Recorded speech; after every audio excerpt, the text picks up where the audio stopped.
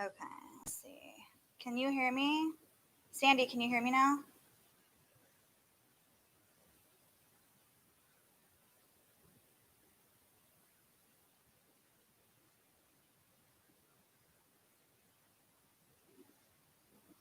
I'm so sorry, guys.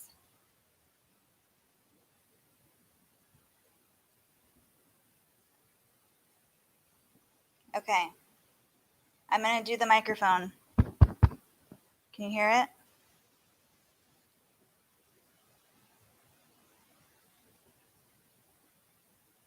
Okay. Okay, good. Yay. Okay, I'm going to wait a few minutes now. I literally did like a whole spiel on everything, so I'm going to start over. Why does this happen to me every time? I swear I practiced for like 2 hours today. Is the voice good now? And clear?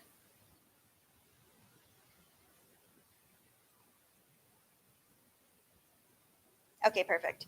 Okay. People are starting to come back. Okay, so like I was saying, I'm not sure who printed out a pattern or who already has a pattern. So if I'm going to put this over here, I'm using this fabric because I don't have a pair of leggings in it yet. And so on my Etsy, if I don't have a pair of leggings or a romper or whatnot, what I do is just take a picture of like the pattern or a cuff or something that shows like a leg piece on it until I actually get that order, and then I take a picture of it. So right now I have this pattern or fabric. I don't know if you can see it. It's this really pretty floral fabric, and I don't have a pair of leggings in it yet. So I wanted to make one tonight with you guys. And I'm pretty sure I was debating between doing the 3 to 6 months and the 6 to 9 month leggings with you guys. I think I put 6 to 9 months on the sheet that I sent out for the supplies. So I brought out a 6 to 9 month to do with you guys. Seeing who's all here. We lost a few people.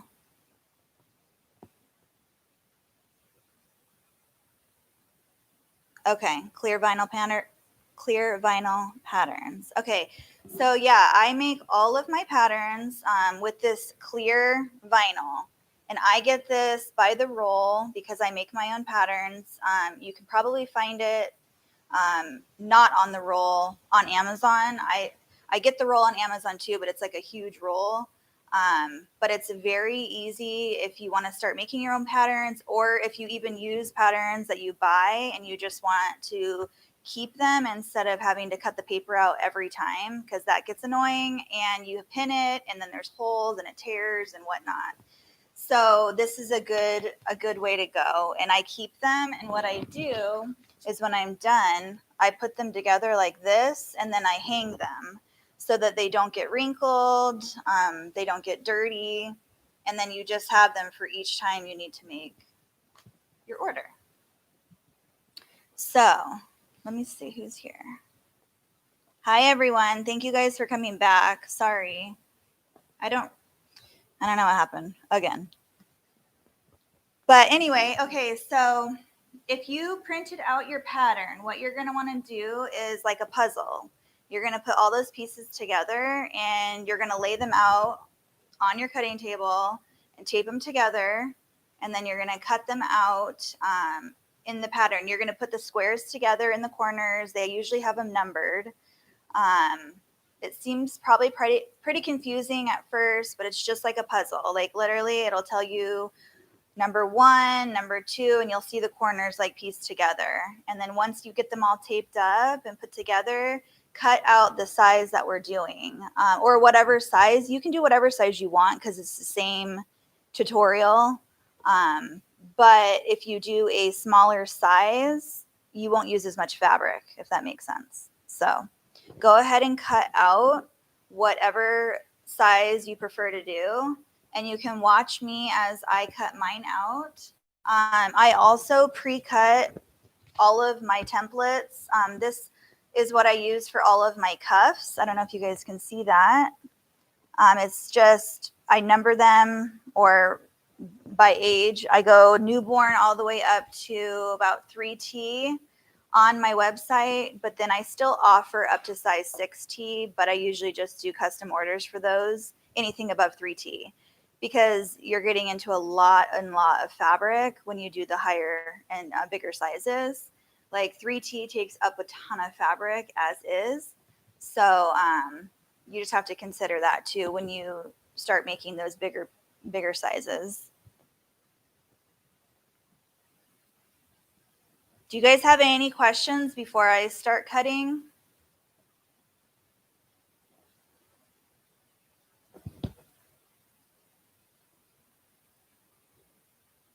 Hi, Sarah Ann. Hi, everybody. Thank you guys so much for joining. It's going to be fun.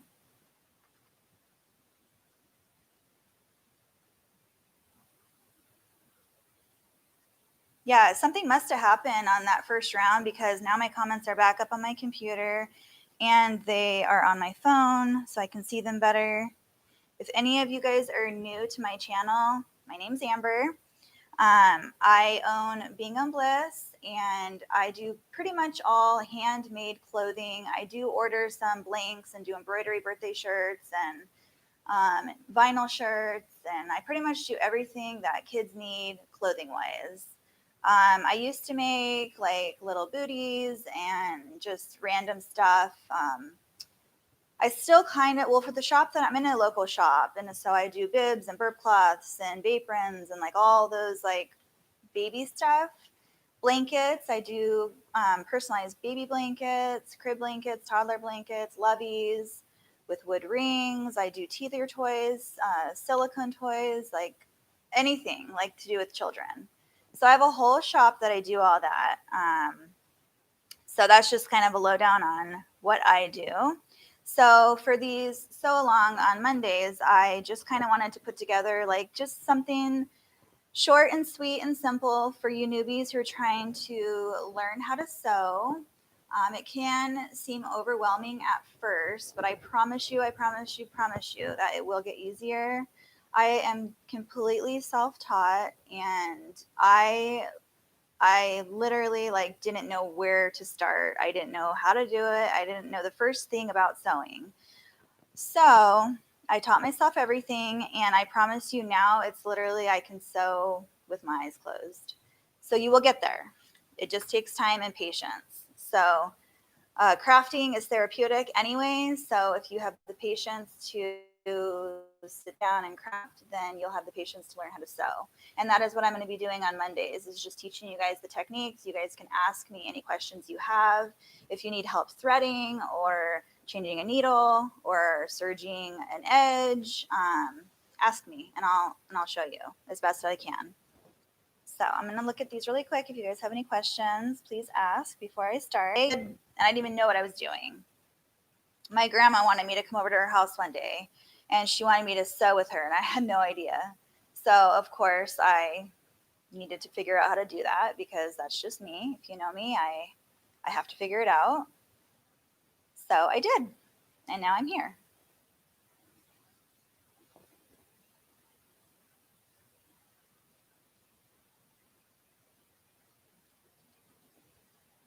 Totally, you should do a Spanish live. I don't know Spanish, but I would be there to support you and watch you.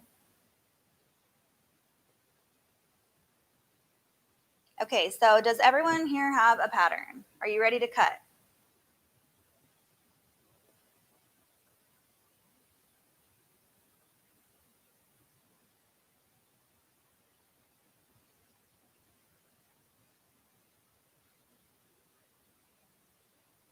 It is so messy back here. This is my garage. I work in my shop. I didn't mention that. But yeah, this is our RV garage and we don't use it. So I took it over with my shop and I try to keep it as best as I can clean, but it's really hard. I'm constantly cleaning it, more than I would if I was in an actual room in the house, just because it gets like dirty out here. I cover the vents and just try to keep it as clean as I can. All my fabric that I don't use as often are in bins and put away. So that makes it hard because when you get busy, you can't find anything because it's all tucked away in a bin, and I like to see it. So the fabric that I'm constantly like going through and using, I keep out on the shelf, but I'm literally rolling through it so it doesn't have enough time to get dirty. But yeah, once we go back over there and stuff, you'll start to see like my car and the messy garage. But I'm going to prepare you guys ahead of time. So you need your fabric. And a couple of you I know were waiting on fabric to come, so you didn't have knit, but that's okay because tonight is literally just a learning lesson. So if you don't have knit fabric, you can use cotton. It just won't stretch. So you'll learn how to sew it. You just won't be able to put it on anyone. So if you have a scrap piece of cotton fabric that you just don't use or want to mess around with, tonight's the night to do that. So go grab that fabric and we can make a legging with it. It just won't stretch. So just know that you have to use a stretch fabric in order for somebody to put it on. So get your fabric. You're going to want your pattern, your three pattern pieces. You're going to need the front leg, the back leg, and then your cuff. And for the leggings that I'm doing tonight, I don't cut an extra waistband. I use elastic on mine. So you're going to need an elastic waistband.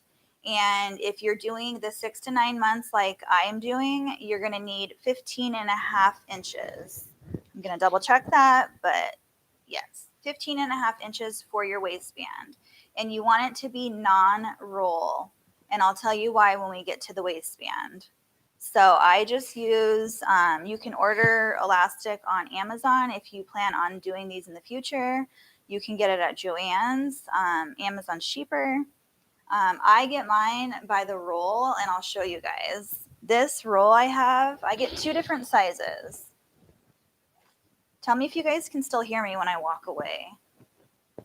So, oh, and you need 1 inch. This is 1 inch elastic that we're using for tonight. I use 1 inch elastic from newborn up to size 9 to 12 months. And then I use 1.5 inches for 12 to 18 months all the way up to whatever size I go to. So I get my elastic by the roll. It's huge, but it lasts forever. Like this is the roll. It was bigger than this roll. And I just go through it. So it's cheaper for me to buy it like that. And I get mine on Etsy through a shop that sells all kinds of elastics and you name it. So you can get it anywhere. Amazon sells it too. I just like the quality of that one. So you'll need your elastic, your patterns, and your fabric, and then whatever you're going to cut with. So I cut with my rotary blade. I got this at a quilting shop local to me, and you can get it online, I believe, but I like it because I cut a lot, and I have an electric rotary blade, but I only use that for my blanket fabric because I'm cutting out a lot of blankets at one time, and I like to be very, very precise with my patterns, so I cut them out individually. But this one, if you are interested, it has rubber right here. It's super comfortable and it's heavy duty, but it's called, I don't know if you can see that with the light. It's called quiltersselect.com. And then you can buy the special blades with it too. But I think it's a 45 millimeter blade.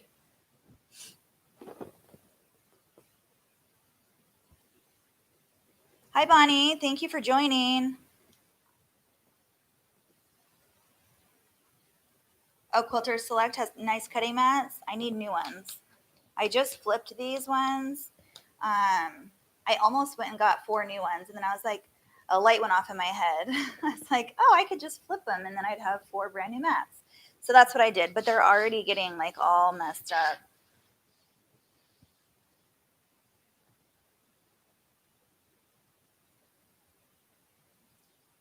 Could you guys see me when I'm sorry, not see me. Could you hear me when I walked around the other corner?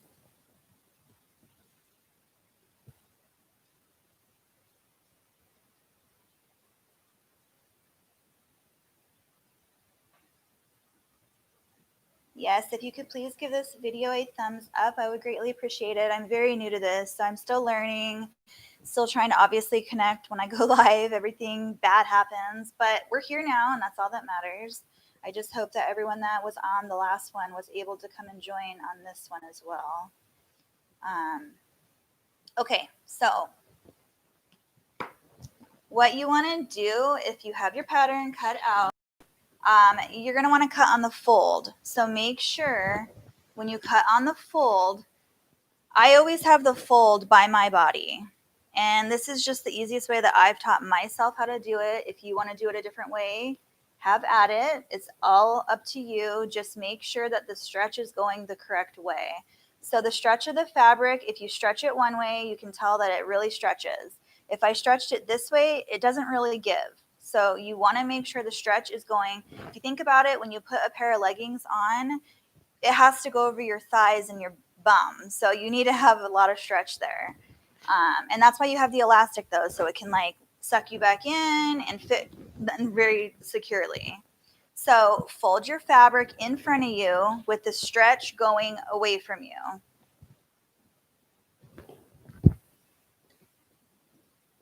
So I'm actually, okay, so here's a trick. I'm going to put this down so you guys can see what I'm doing. I'm going to move this over here without anything happening. Hold on one second.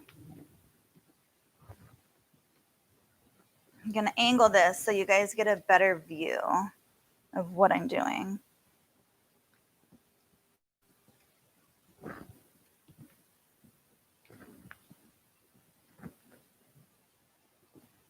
Okay.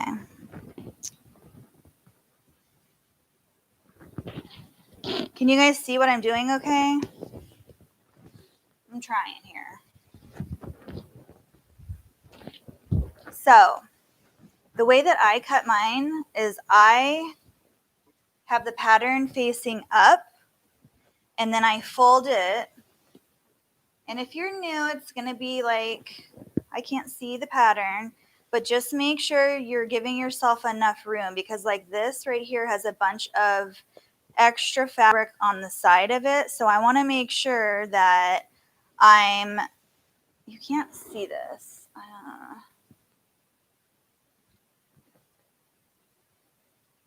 There, that might be a little better. So see how I have all this white fabric right here on the sides? You want to make sure you're giving yourself enough room when you cut. So the reason why I do it back, like upside down like this, is because when I go to sew my cuffs, they're already flipped inside out. So it's just one less step that you have to do when you go to sew.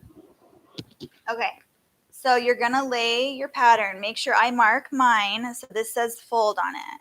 So you're going to make sure that your fold is where your pattern piece says fold on it. And I'm pretty sure that pattern I gave you guys is exactly or pretty close to the one that I'm doing. Wouldn't say exactly because I make mine from scratch, but I looked it up and I'm pretty sure it's the same. And now mine isn't going to fit all the way down here, which is fine because I can use this extra fabric down here that I don't cut. I save it. See this piece down here? Save it because you can use that for cuffs. It's not going to be wasted.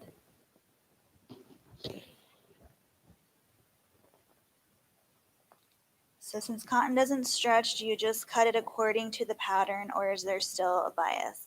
Stretch it both ways to see which way stretches more. There is still bias on it. So you want to make sure, stretch it on top and the side and see which way stretches better and then make that your stretch. It's still not going to work for a clothing legging per se, but you'll still be able to do this pattern with us.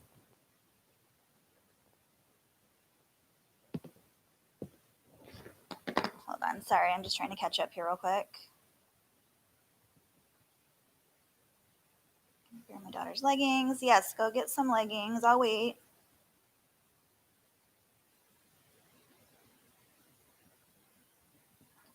The reason why it's like doing this like weird wave thing is because I have a bright light up here. I might be able to turn that light off, but then I won't be able to see. Cut it according to the grain line, yes.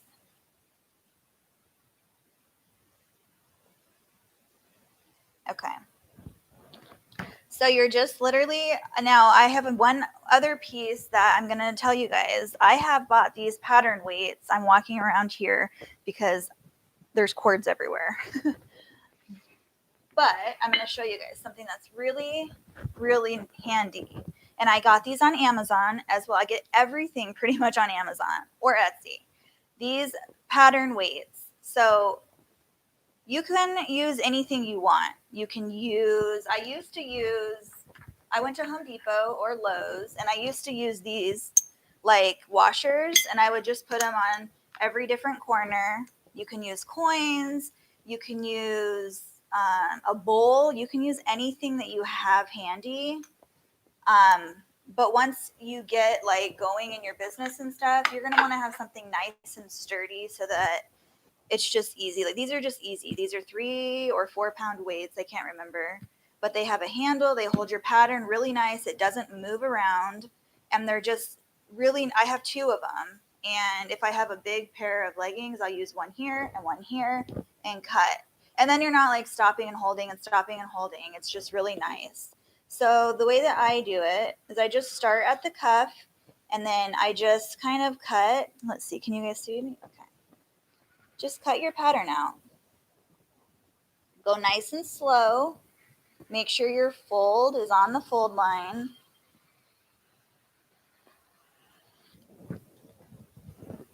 You want to get that really nice clean cut. And if you're not wanting to use a rotary blade, you can use scissors too. Scissors are totally fine. You can trace your pattern with a fabric pen, and you can cut it with scissors if you want. Just make sure if you do that, because it is on the fold, you want to pin it. So pin where you folded it right here. So there's 2 layers. So you can pin your pattern, trace it, and then cut it with scissors. So you can do it however is easiest for you to do. This is just the way that is easy for me to do. And so when I am finished with this pattern, I always put it behind me because I don't want to confuse it because they look similar. The back is a little bit taller than the front, but I still, because I'm always moving around and doing stuff, I just always want to know that I have cut that piece out and not that other piece. So just how I kind of organize. And now I know that I can't use this piece, but I'm not going to cut it because I can still use it for other stuff. So now what you're going to do is do your second piece. Just do the same exact thing. I have all this extra fabric over here, but that's okay. And if you guys watched my other video, if I end up having extra fabric, I don't waste any of my fabric. It's all organic. And I don't know, it just bothers me. I don't want to waste it. So if I have leftover fabric from, say, I cut my cuffs out and I know I cannot get any more cuffs cut out of that, I use that circle pattern and I make the organic nursing pads with my extra leftover fabric. And this is a bin I have just from the last week of everything that is left over.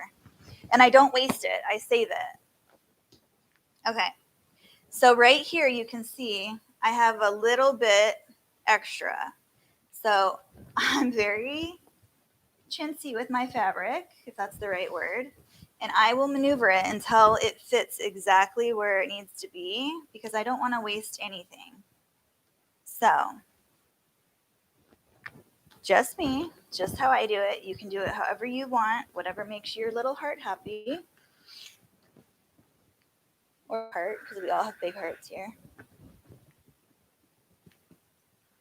And again, make sure you're doing it the right stretch and make sure you're putting the fold on the fold. I think that's the most important part because if you don't put the fold here, you're going to cut 2 pieces of this one leg out and it's not going to open up into a pant. So you want to be very cautious about that.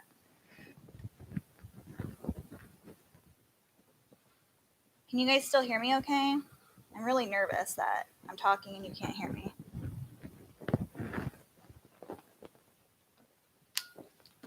These are 3 to 4 pounds. I believe I have 2 of them. I believe one of them's like 3 pounds and one of them was 4 pounds because when I went to reorder it, they didn't have the same one, but they had a similar one and I just got it. But it doesn't matter how heavy they are. It just matters that they hold your fabric down.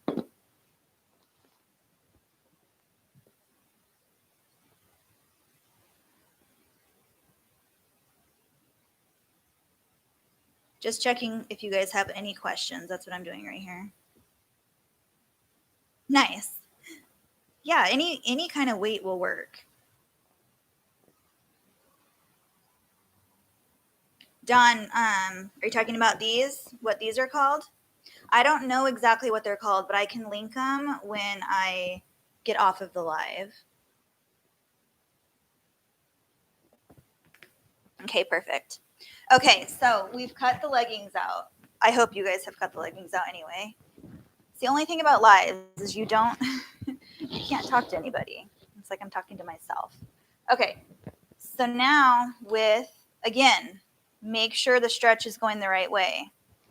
I'm going to move you guys for a second because my cuff was under you. So see how I marked my stretch. So this looks like a perfect square, but it's actually not. It's a little bit larger than a square. Like it's a little bit longer lengthwise. And you want your stretch, because if you think about it, you're putting it over your ankle or the baby's ankle. So it needs to be able to stretch over the heel. So the stretch needs to go sideways or back and forth. So if you're laying, again, this does not need to be, the cuff does not need to be on a fold. So you can do it 2 different ways. The way that I do it, well, I do it sometimes, but the way I usually mostly do it is I check to see where the stretch is. So it's going sideways. And what I'll do is I'll flip it over to cut 2 out at one time to time, but it does not need to be on the fold. So what I do is I just put it in the center, and I know I'm getting my fabric in the right spot because I can see through it. You guys can't on the camera. But what I do is I just cut out 2 at a time. Now, it's folded, but just cut around it.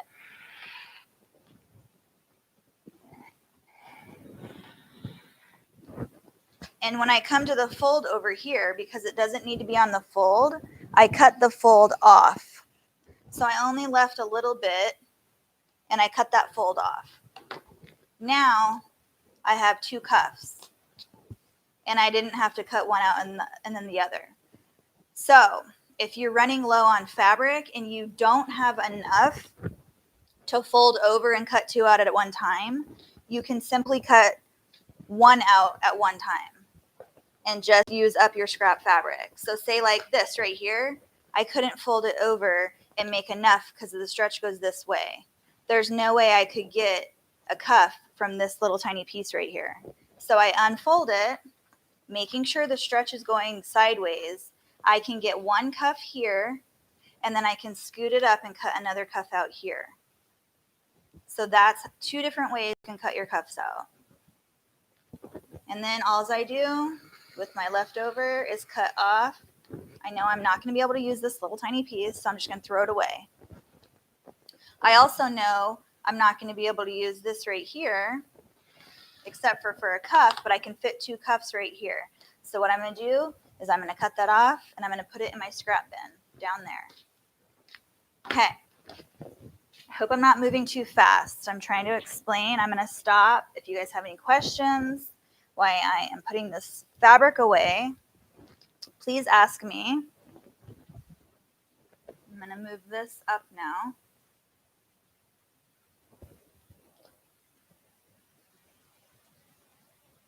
Talking is your problem. Chit chat. That's okay. We're supposed to have fun on here too. I'm just trying to get it at least started so we can kind of start sewing.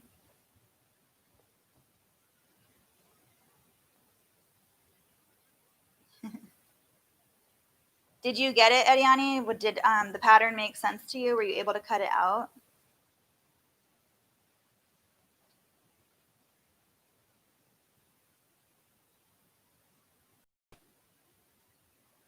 Thank you, Sandy. Thanks for linking them.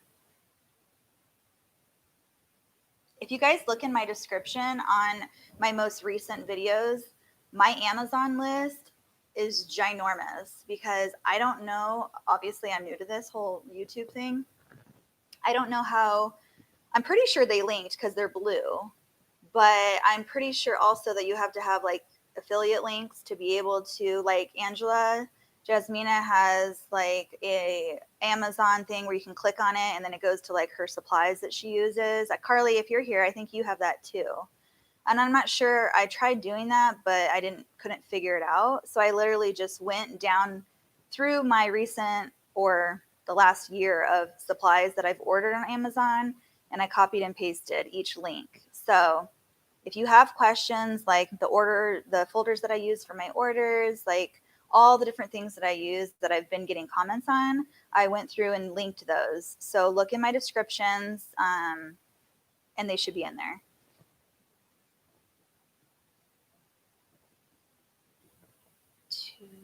We cut those out too, like on the bottom part of the pattern.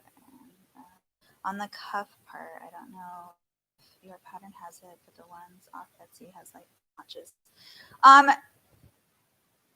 You can cut the notches if you want, but the way that I'm showing you is super simple. So literally just cut the pattern, cut the squares out for the cuffs, or not the squares, slightly rectangles, cut those out for the cuffs, cut the legs out. I'm going to show you how to put the pieces together.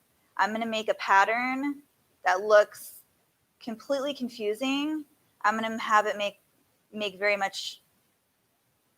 look very simple, I guess I'm wanting to say.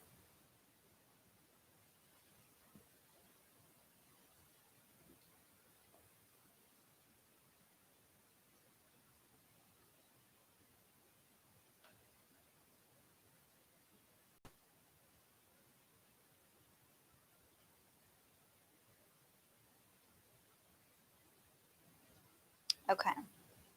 Does anyone have any questions before I move on?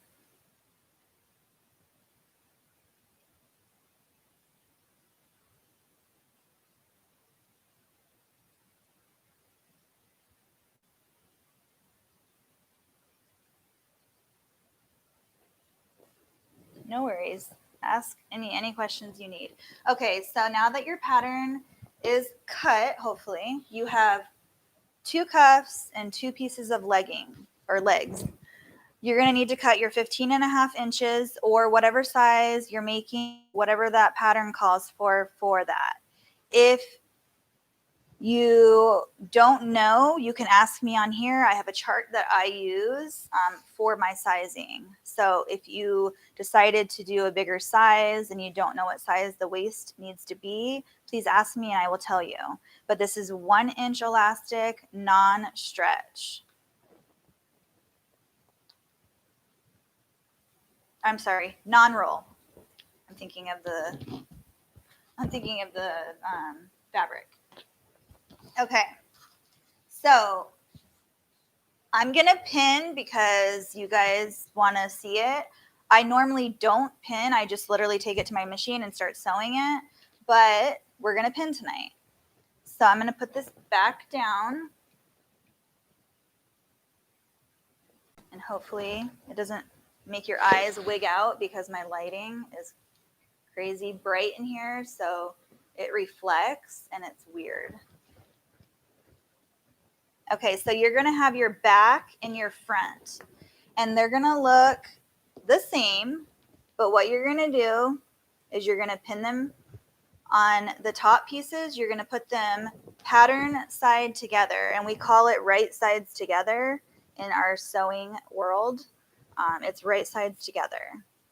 So mine is just slightly bigger, and you can tell the back to the front. I don't know if you can see that, but you can see mine's just barely bigger. And like I said, I have made my own patterns by testing out all the things I've made in the past, and I've adjusted it to the way that I like them to fit on a child. So the patterns that you guys have are going to look different, but it's going to be pieced together the same exact way. So if yours looks different, don't freak out. Just follow along the way that I'm doing it. And Gabby, if you grabbed a pair of leggings from your daughter's closet, fold them in half. So the leggings laid out like this, obviously they're going to have cuffs. Fold them in half like this. And this is your fold. This is your crotch seam, your cuff, and your leg. So the little part right here is your crotch area. So fold your legging in half and cut it on the fold here. And then when you go to open it, you're going to need to cut two pieces like that. Cut out together, because if you have an actual pair of leggings, they're already sewn together. So you already have both pieces there. Literally just fold them in half and cut out your pattern. And then when you open it, it's going to be like this.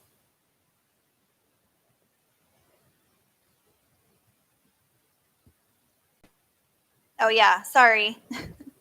Okay, so now what you're going to do is, like I said, line up the two top corners of the front and back pieces. Make sure they're very straight and even. And I just kind of go through the whole pattern and make sure everything is nice and even.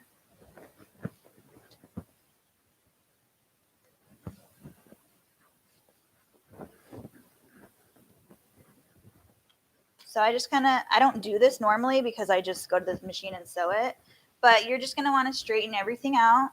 I'm going to go get my pins really quick. I like to use these blue pins. I think I get these ones from Hobby Lobby, but they don't really always have them. So whenever they have them, I grab them. But they're the blue ones, and they are very, very fine. I don't know if you can see them. Here, I'm going to lay it on here so you can see it. They have a blue, I think it's not glass, but they're the blue beads, and they're very, very fine. And I use those for my clothing because I don't want to puncture anything in my clothing or any sort of product that I make. So just go ahead and pin. And I pin sideways. You can pin however you want. Some people pin long ways, like going down like this. So it's whichever way you want to do it. Here, let me see if I move this. Hold on one second. I'm going to try to move it the other way.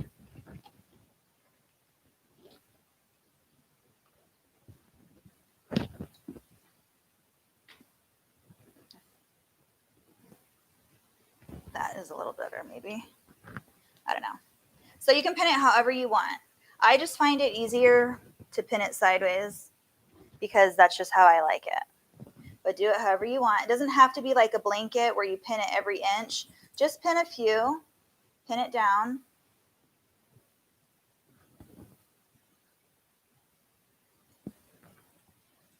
And then you're going to do the same thing to the other side.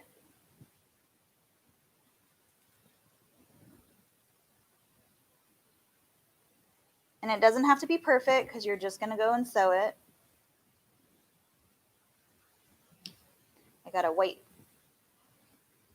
one in there. I don't know how that got in there, but anyway.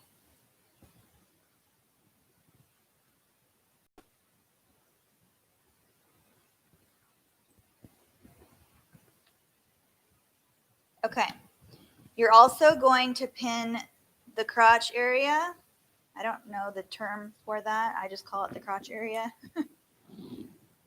So what I do here is I always just go straight across right here because you don't need to get crazy on this. And then I go one on the leg and then one on the other leg. Okay. Now, you do not pin the waist and you do not pin the legs or the cuffs because that's where you're going to put the waist and the cuffs. If you sew that, you will not have an opening for the legs or the waistband. Okay, so I'm going to give you guys a minute to do that. I'm going to answer any questions you have. I'm also going to move over to my sewing station. So if you get like motion sickness, please don't watch for the next 2 minutes because I'm going to be moving my computer over there and I have to move my computer and my camera. So please close your eyes if you need to. You do not need to pin your cuffs at this moment. I will show you what I do when we get over there.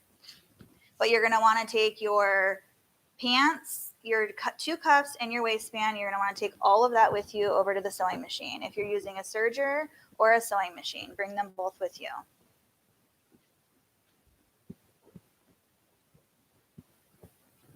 And I'm going to set up my area while you guys are doing that, and I'm going to answer some questions if you guys have any questions.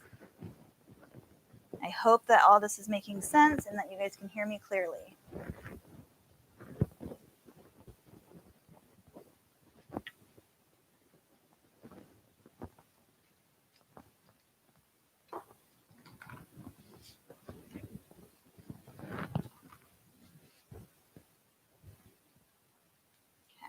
I'm going to take the camera.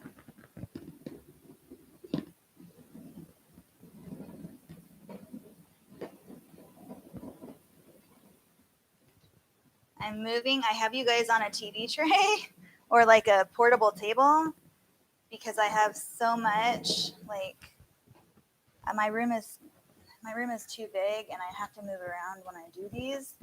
And so it's really, really hard for me to sit and do a live in like one area, and I don't want to drop you guys. So I'm dragging you so you don't fall, because that's the last thing I want to have happen. You guys. Okay, we're almost there. So first, I'm going to put you guys on the ground. I had this set up earlier, so I'm still going to be moving you. Give me 2 more minutes.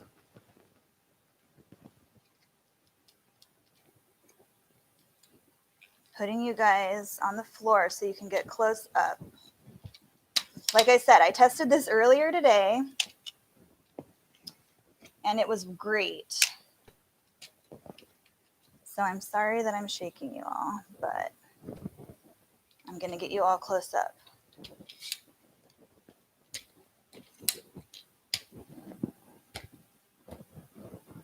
And I'm going to have to do this again to put you on my tabletop after I finish this part. So I apologize to everyone. Okay. Let me see here. Come over here. Okay, go down. Missed one.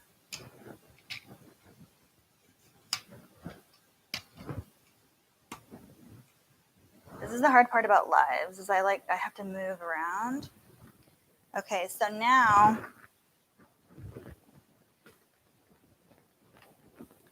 what I'm gonna do is plug you all in so I don't get cut off. And turn this light off because it makes like some weird glare. Okay, can you guys hear me good?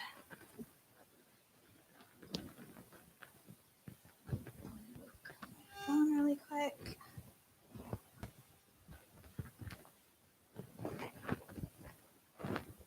So I can read your guys' questions if you have any.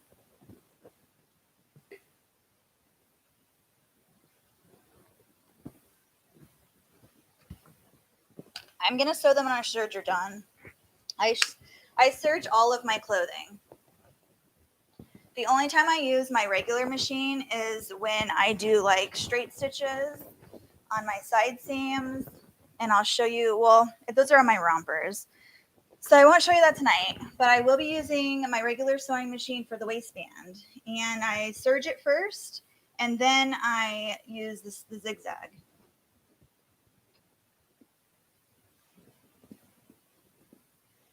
So yes, I do. I use my serger first to serge the entire legging together, and then I use the regular sewing machine to finish it off.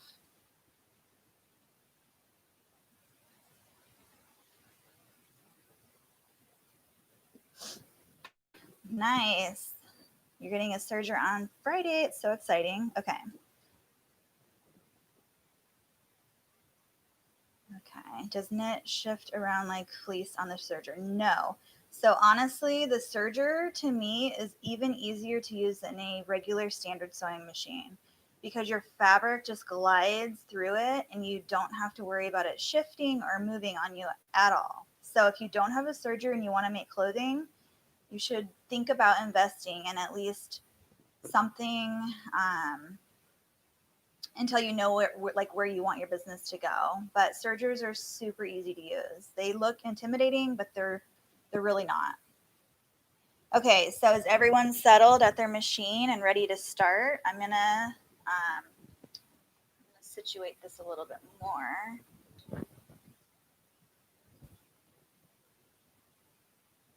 Bye, Carmen. Thanks for coming. Okay. I'm gonna move this up here. Can you guys see that okay?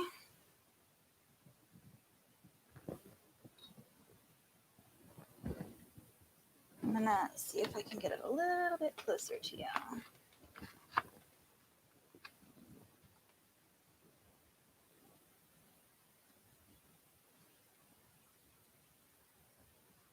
Okay. I'm gonna angle it. Let's see. I want it this way.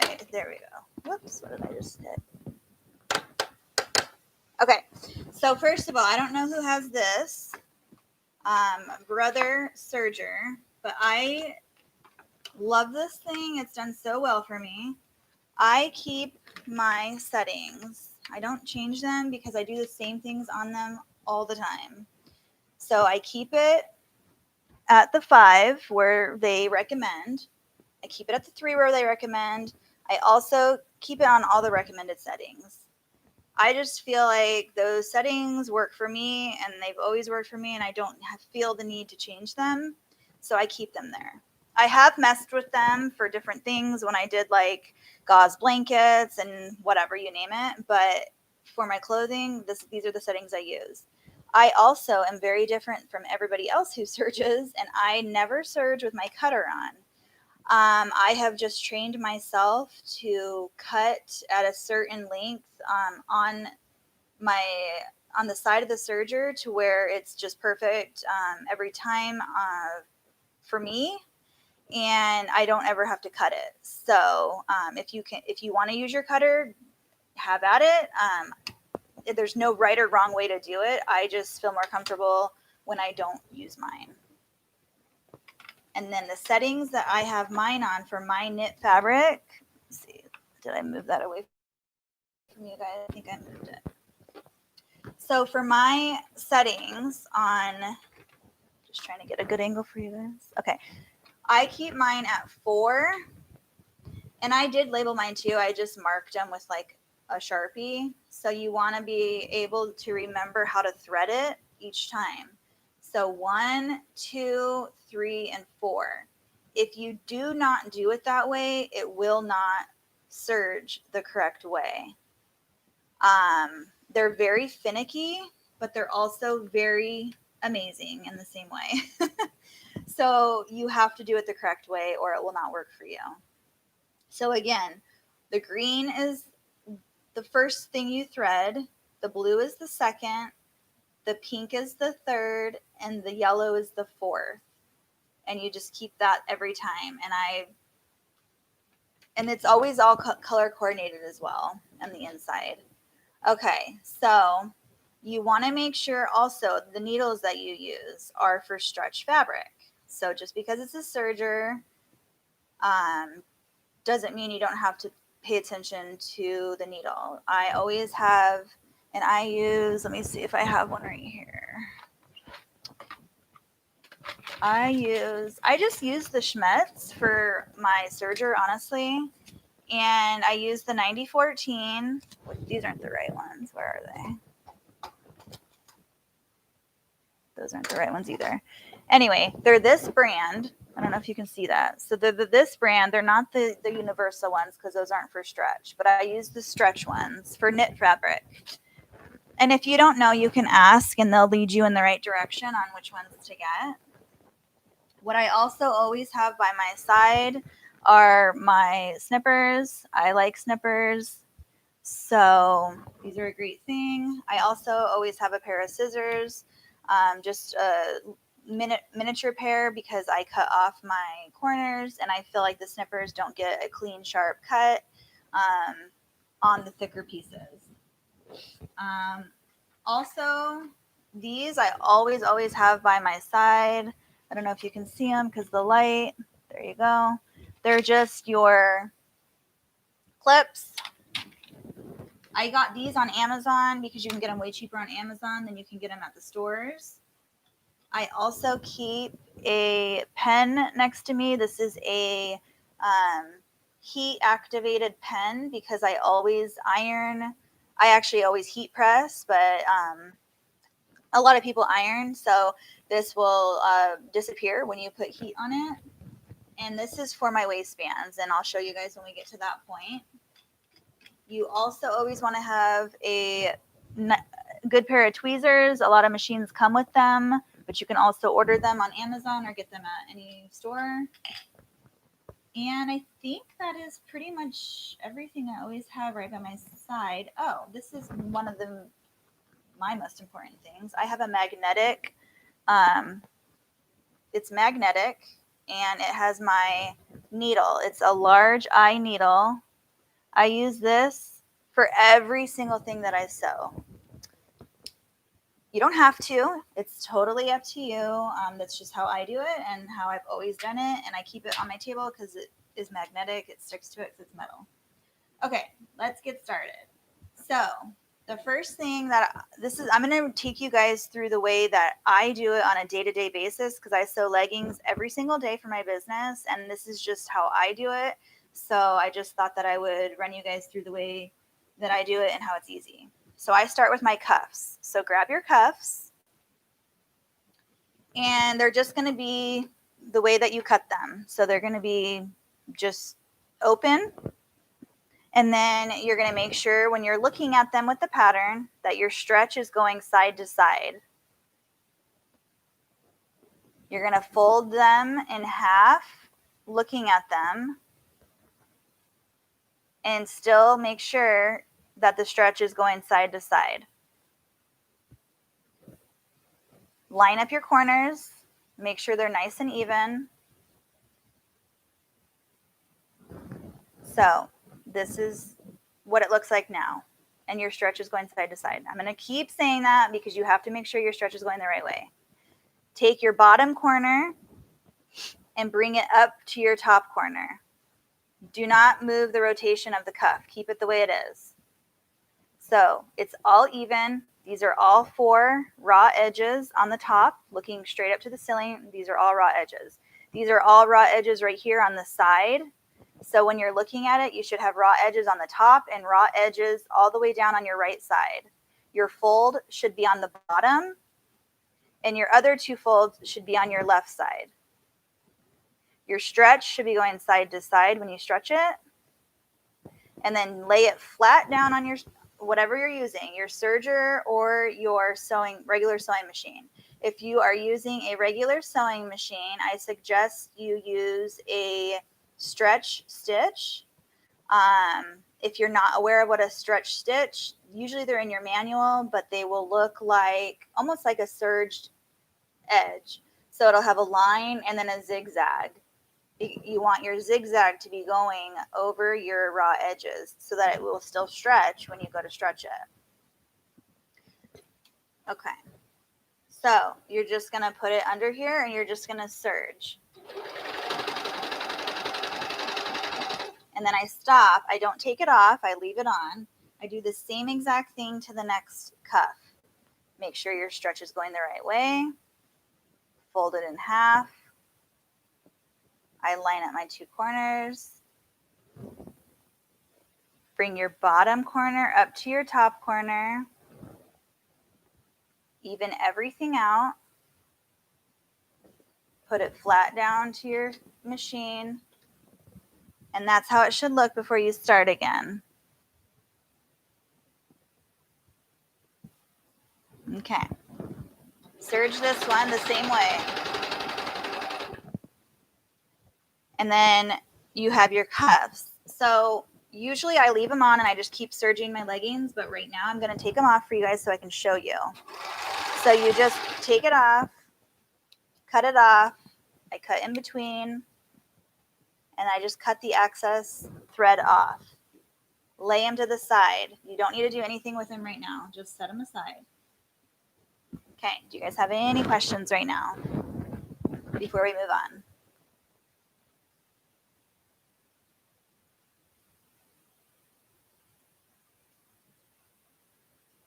Hi, Kelly. I didn't know you were here. Sorry, I'm just going through the messages. There's a lot because I don't look at my phone while I'm sewing on the lives. So I'm just trying to catch up and see if anyone has any questions. So if you have a question, ask me right now before we move on.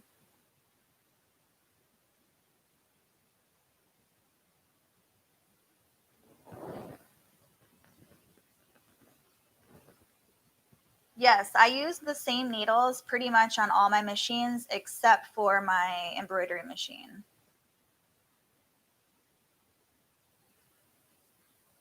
Yeah, clips, I don't know why I'm spacing on the actual name of these. I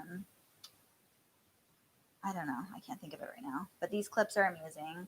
But get them on Amazon because I'm telling you, I got a like 100 pack for like $30. And at Joann's, there's like a 50 pack for like $60 or something. And it's ridiculous. So get them on Amazon and they're the same exact thing.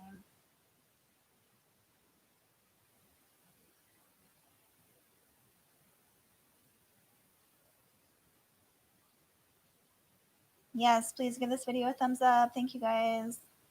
Okay, are you ready to move on? I don't know if I'm going too fast or too slow, so please tell me.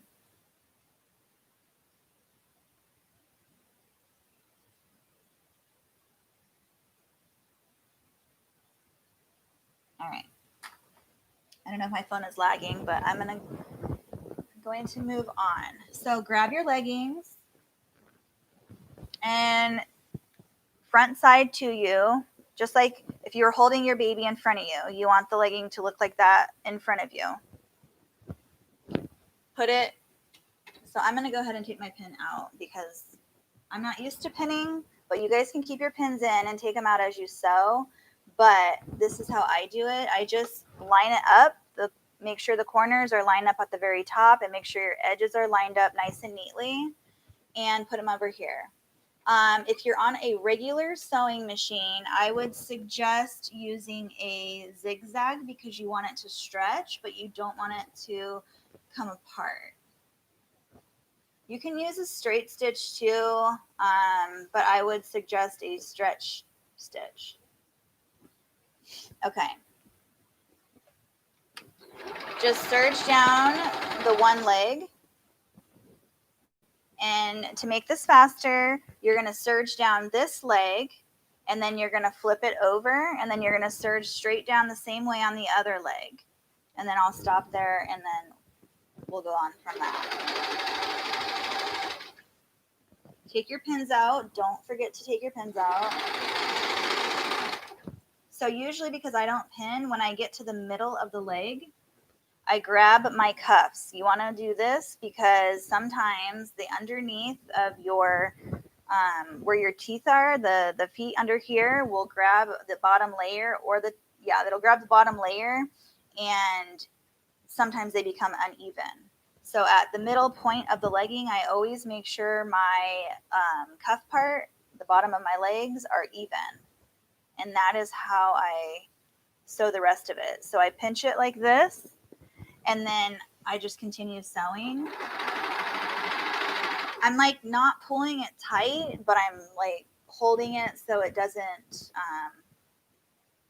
pull it either, if that makes sense.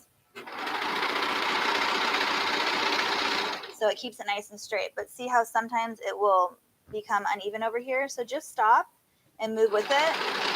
Go slow. If you're on a serger, I would just cut that off right there. I move over here, cut this piece off, flip it. I'm weird. I like my edges the same on both sides. So instead of me flipping it over like I told you guys to, instead I'm going to flip it over, but I'm going to start at the bottom and I'm going to go up to the top. I don't use you guys, so that's why I didn't say that.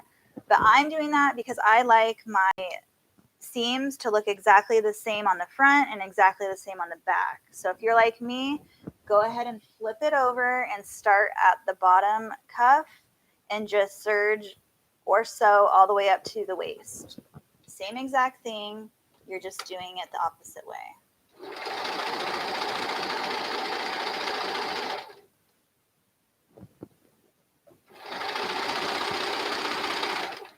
Now I'm at the middle and I'm going to readjust and make sure everything is nice and even. Grabbing my corners. I pinch the fabric in the middle to pull it over. See how you can see the fabric? And then the under layer, can't talk. And I just make sure it's nice and even. And you keep going.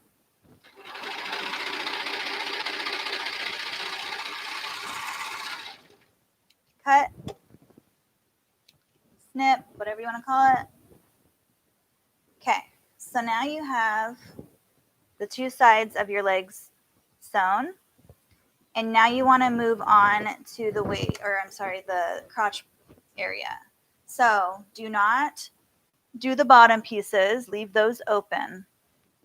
You're going to want to start at the bottom. Again, I want my edges to all look the same. So I'm going to do it this way, not this way, because the top of my serger, you can see it serges looking like this. This is the underneath. So I don't want that. I want this. So I'm going to start right here and I'm going to serge all the way around till I get to the other side, and then I'm going to stop.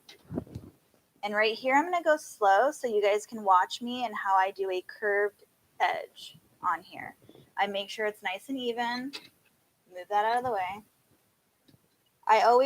It doesn't matter if your needle's up or down. I mean, if you're very particular about it, you can move your needles up, but always turn the knob towards you, never away from you. Put your presser foot down. And again, just make sure your edges are nice and even.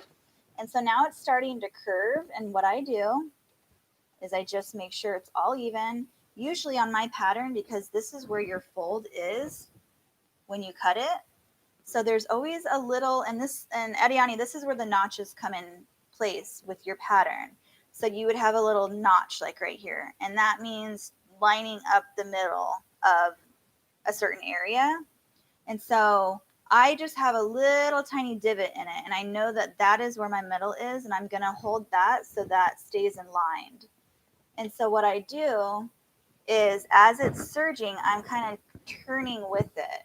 And so go slow.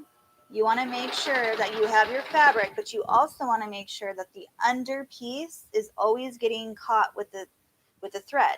If your under piece is like this and it's slipped underneath, you're going to have a hole because it's not going to get caught in there. So you always want to make sure you can see a little bit of your under layer.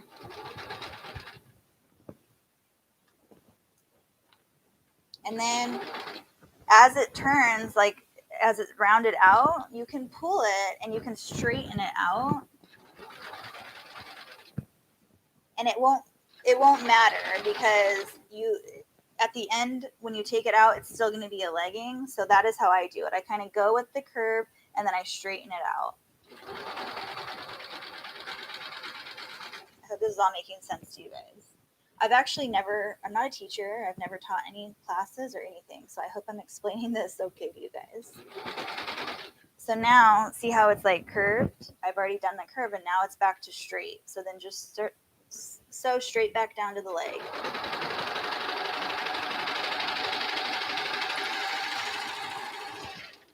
Cut it off. So you should have 0 pieces of thread hanging right now because the pieces that we're going to tuck in are going to be after we sew the waist and after we sew the cuffs. Okay, we should have a full pant leg sewn together now. Are you guys all there, or do you need me to wait?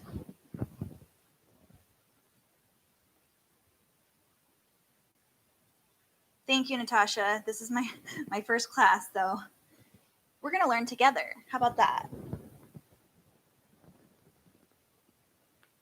Am I talking really loud? I feel like I'm talking super loud.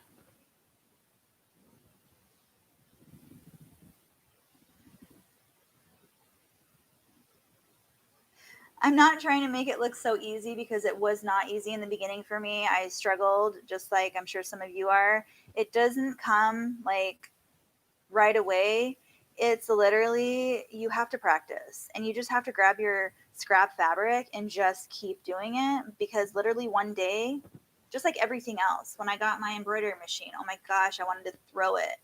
But I was like, no, it costs too much. I can't I can't do anything to it. But one day it just clicks. And that is what will happen with pretty much anything you do. You just have to keep doing it. Don't give up.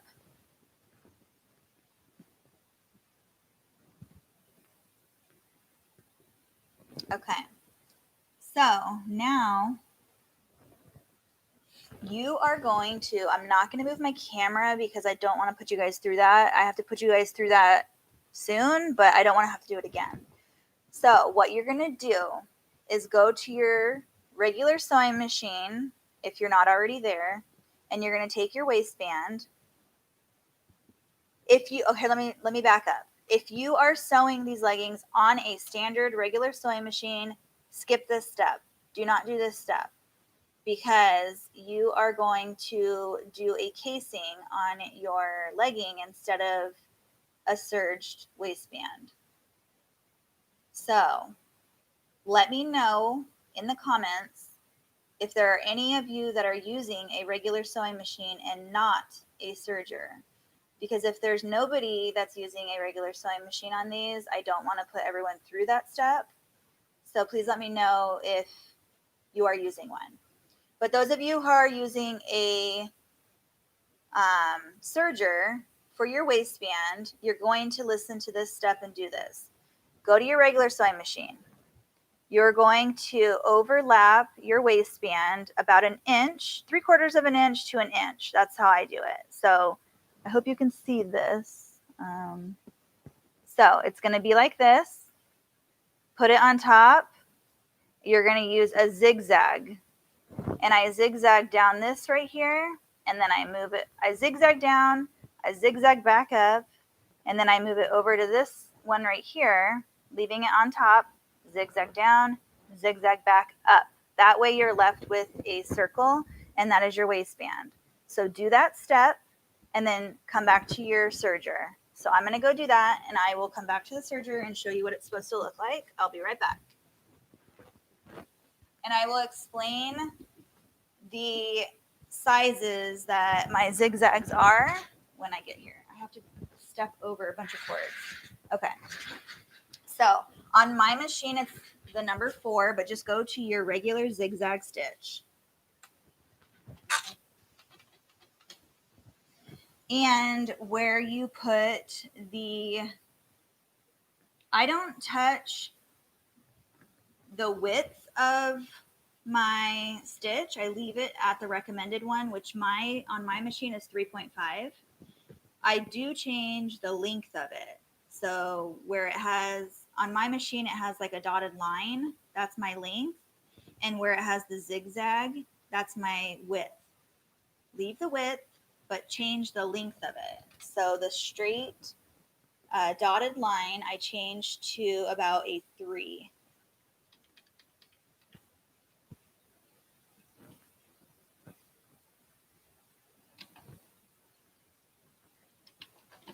And then just do your zigzag stitch down, all the way down, and then all the way back up.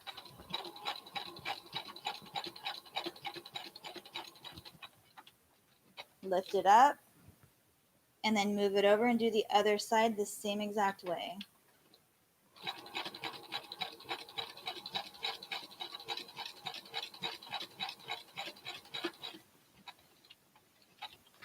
And then cut off your excess strings.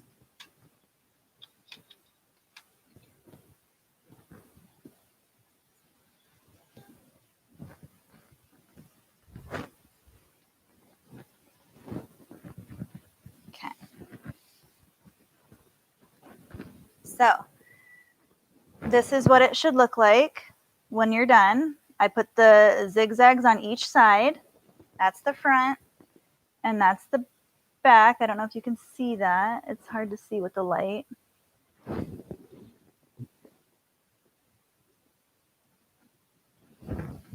Do you guys have any questions so far?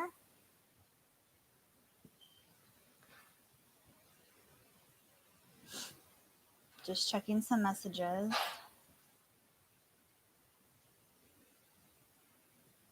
Okay, we started, I don't know, about an hour ago. I've been talking a lot though, so we're almost done, but not quite.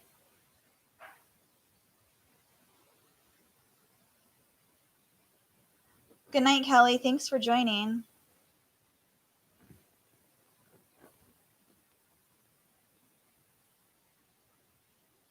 Okay, if you ladies are all good with the waistband, I'm gonna start.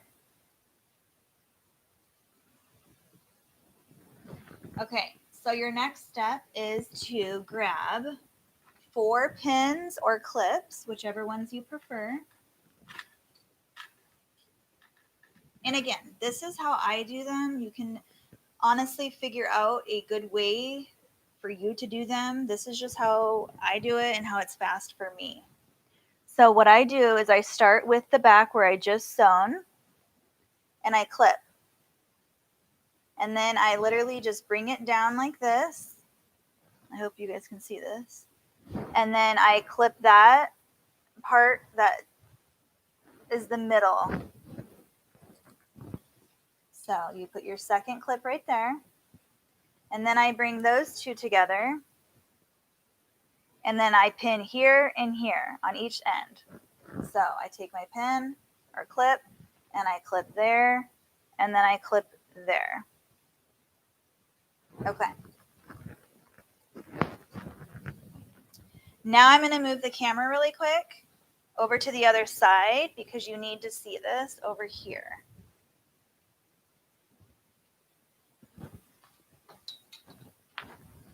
I'm so sorry you guys keep moving around, but this is the easiest way for me to show you guys with my camera. So please close your eyes again. I'm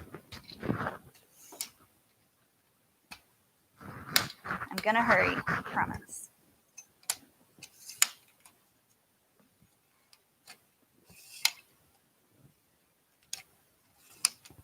I'm gonna get this down one day.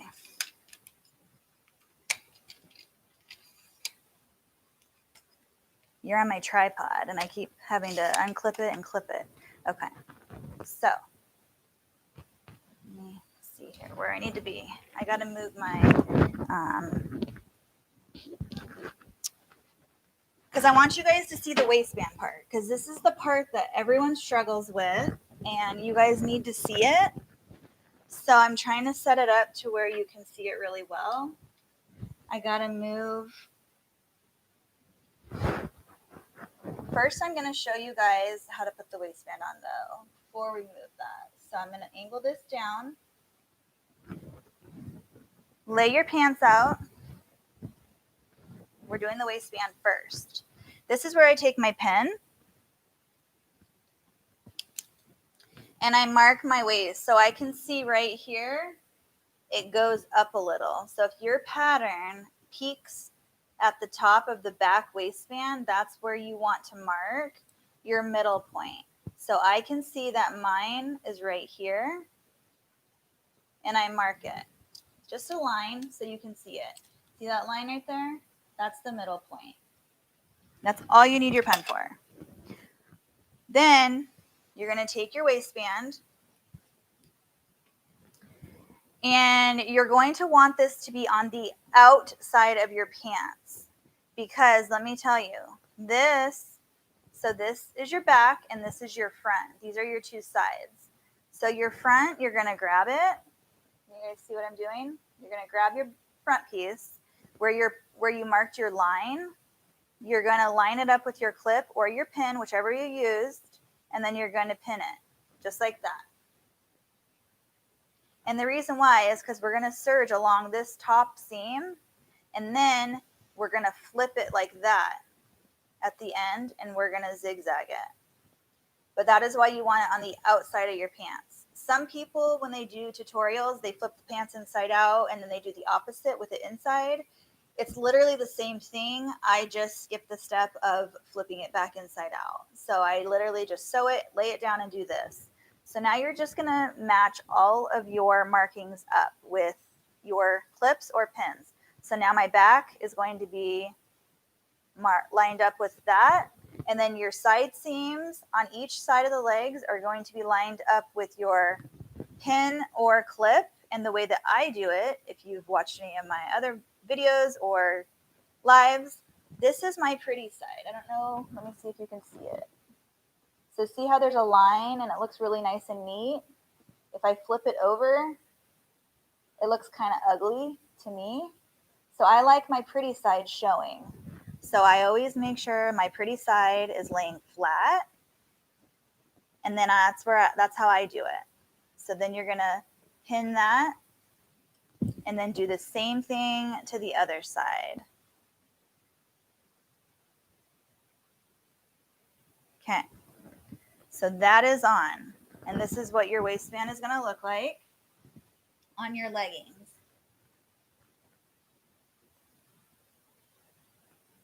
Do you use spandex thread? I do not use spandex thread. I use the Gutermann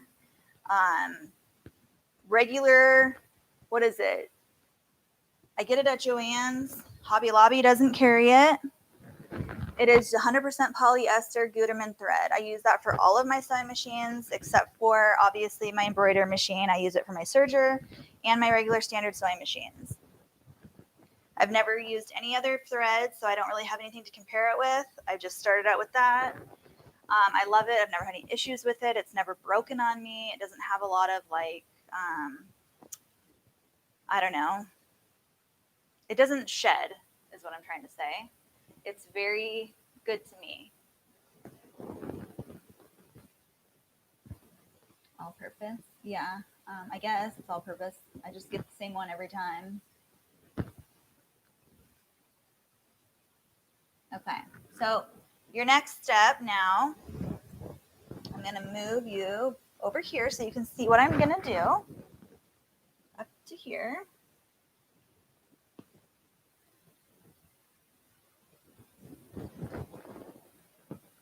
See my phone. Okay, I'm going to move this sideways a little bit so you can see. This is going to be a little hard for me because it's going to be sideways, but I want you guys to see what I'm doing. I'm trying to get you a good angle. Okay, can you guys all see that? Is that okay?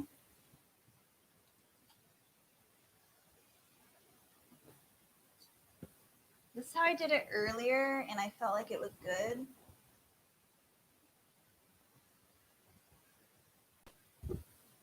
Yeah, Gutermann never gives me any trouble. It literally, it's easy to get, and I just go get it, and I use it for everything.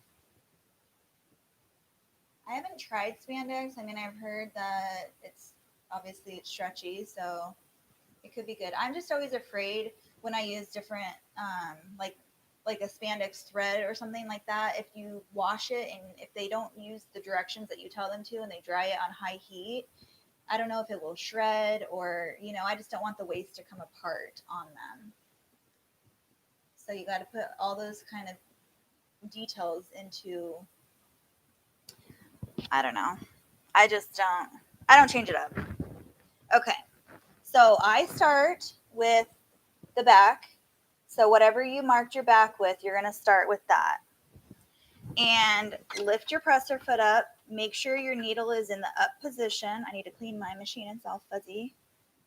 So up position, and this is going to be hard for you newbies, so just take your time. And you might not get it right the first time because I didn't either. And if you did get it the first time, then you're a star. But anyway, stretch it to where it evens out completely. And then what I do is I just maneuver it underneath my foot as much as I can, making sure that you can see the fabric and the waistband all at the same time. And I move it all the way up to the pin or clip, whatever you used, and get it as far up there as you can. So just move your fingers however you need to. I usually spread them out really far and just press down as hard as you can. And then at that point, put your foot down or your lever, whatever it's called. Take your pin out, and then I usually roll my needles down into the fabric so that if you need to let go, you can let go and it's not going to move anywhere. Bye, Natasha. Thanks for coming. Okay, so once you're there, now you're gonna want to just go slow, get your hands comfortable. You're gonna use your left hand to push backwards or forward, I guess, and then you're gonna use your right hand to not pull towards you, but just to kind of lever it so that the fabric and the elastic just stay aligned. Because what you don't want is for the fabric to move over the elastic like this, because you're not going to catch it if it does that. And what you also don't want is for this to happen the opposite way, because then if you get the elastic and not the fabric, then your legging is going to be off. So just stop if you need to readjust it. So I'm just going to go slow so you guys can kind of see what I'm doing. And what I'm doing is just readjusting everything. I pull it taut. I use my thumb right here to make sure I can see the elastic. And I don't cut mine, so I always am making sure that my fabric is right by the blade if it were to be cutting, but mine's off. So that's how I measure mine. And just stop, and every time you stop, move your leg, like so it doesn't get all wound up. You want to keep maneuvering it. And then just take your time on this part. Maneuver, stop, maneuver. Make sure you're stretching it as far as it needs to go in between each clip. If you stretch it too much on one part and not enough on the other parts, then you're going to come out with an uneven waistband.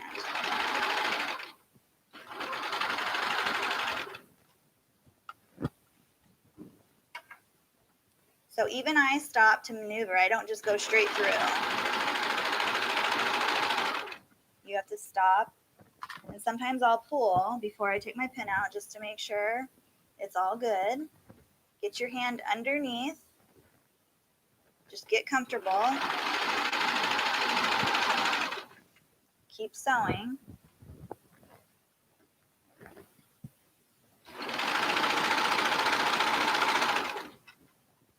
I'm pulling it. And as I'm doing it, I'm making sure that my fabric is aligned with the elastic the entire time. Like I said, you don't want it to overlap. When you get to the end, cut off your extra string, but don't cut off the extra at the very, very end. Keep that.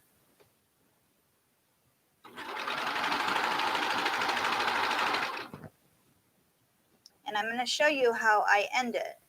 So I'm coming to the end right here. This is the end, right at the very beginning right here.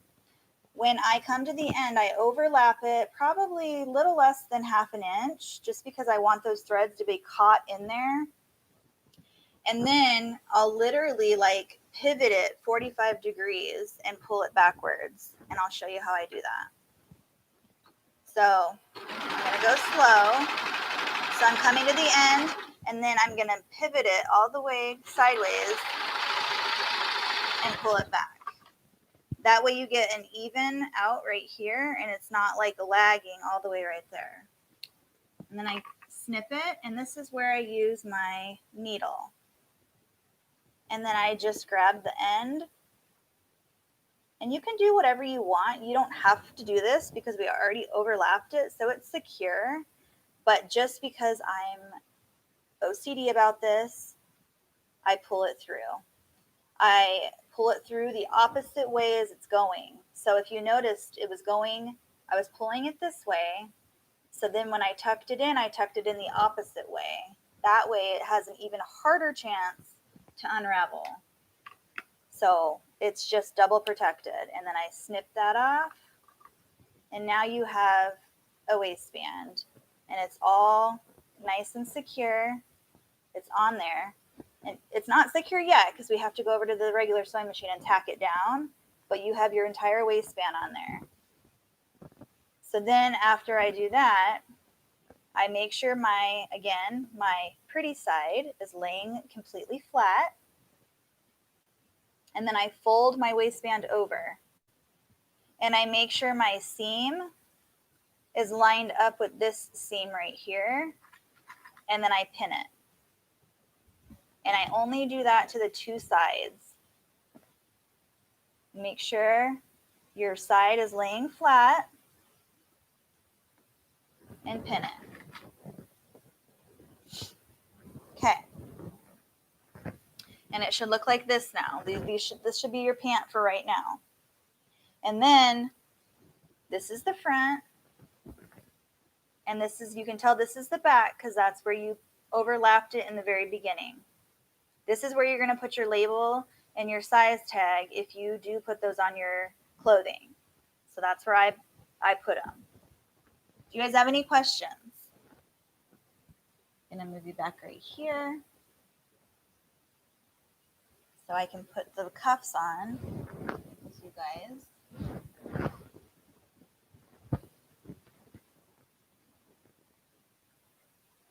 Yeah, good night, everyone. If you're going to sleep, I'm sorry my lives are so super late. It's the only time I can do it. But you can watch the replay. That's the good thing. So, Dawn, do you have the same machine as I do? It's just on the side of your machine. And you'll be able to see, like, it looks like a blade. So you can turn it to the off position. But use your turning knob on the side where you can turn the needles up and down. So twist it right here on the side. And you'll be able to see your blade going up and down. Wait till it's in the very down position. And then turn your blade off. So my blade right now is all the way down.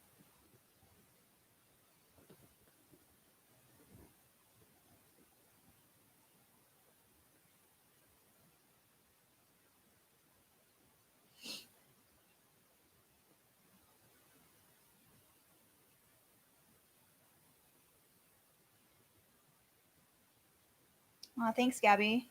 Are you heading out?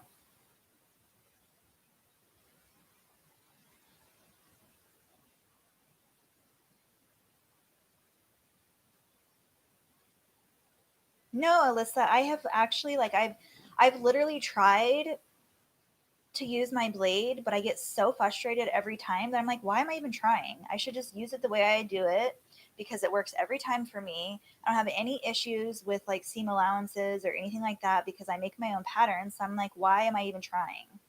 So I just gave up.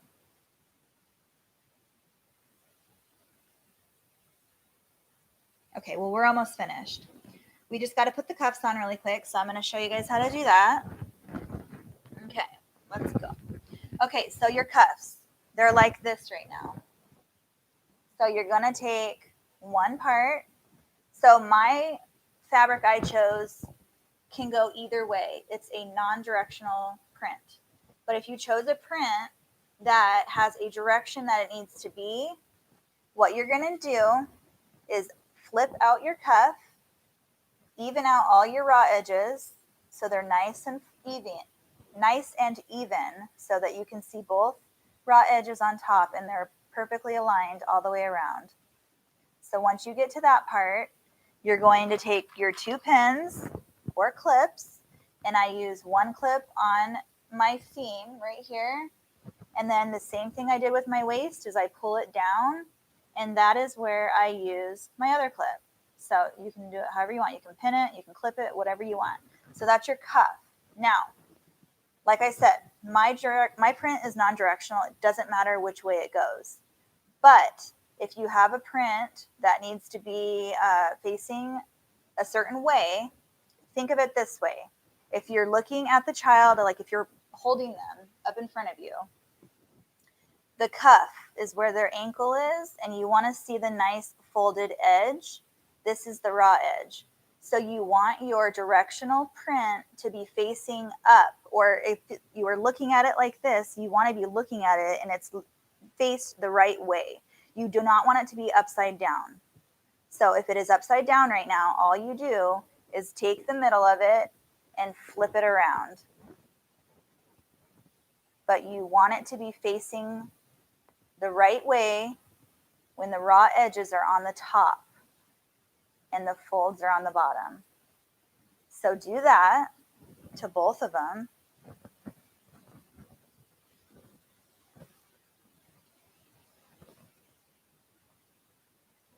Now, I'm not going to confuse you, but I am going to tell you that waistbands are different. If you're doing a yoga waistband on your leggings or on your bummies or anything that you make, your waistband is going to be the opposite. You're going to want your waistband to be upside down. So always reference that when you make something else. This is just for your cuff. You want your cuff to be facing the right way when you're looking at it. And you want your edges to be completely even all the way around, otherwise your cuff will turn out lopsided.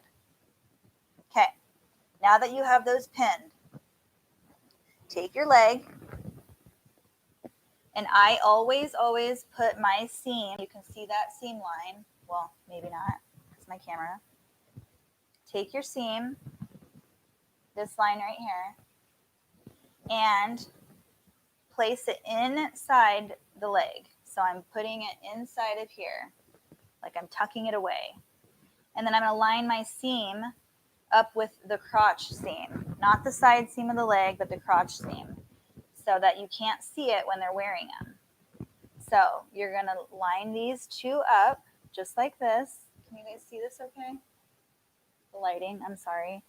And then you're going to lay it flat, pretty side flat, and just pin or clip. Turn it around and do the same thing to the other side. This one doesn't have a seam, but you know that that's where it needs to go because you pinned it right there, and that's your middle point. So just line those up. Make sure your pretty side is laying flat and pin. And do that to the other side as well. Line your seam up with your crotch seam.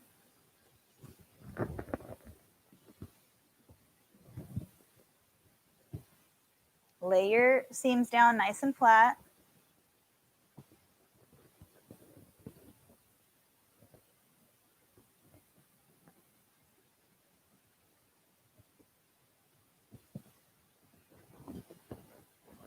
Okay, so now when you go over to the serger, it's going to be the same exact thing that you did for the waistband.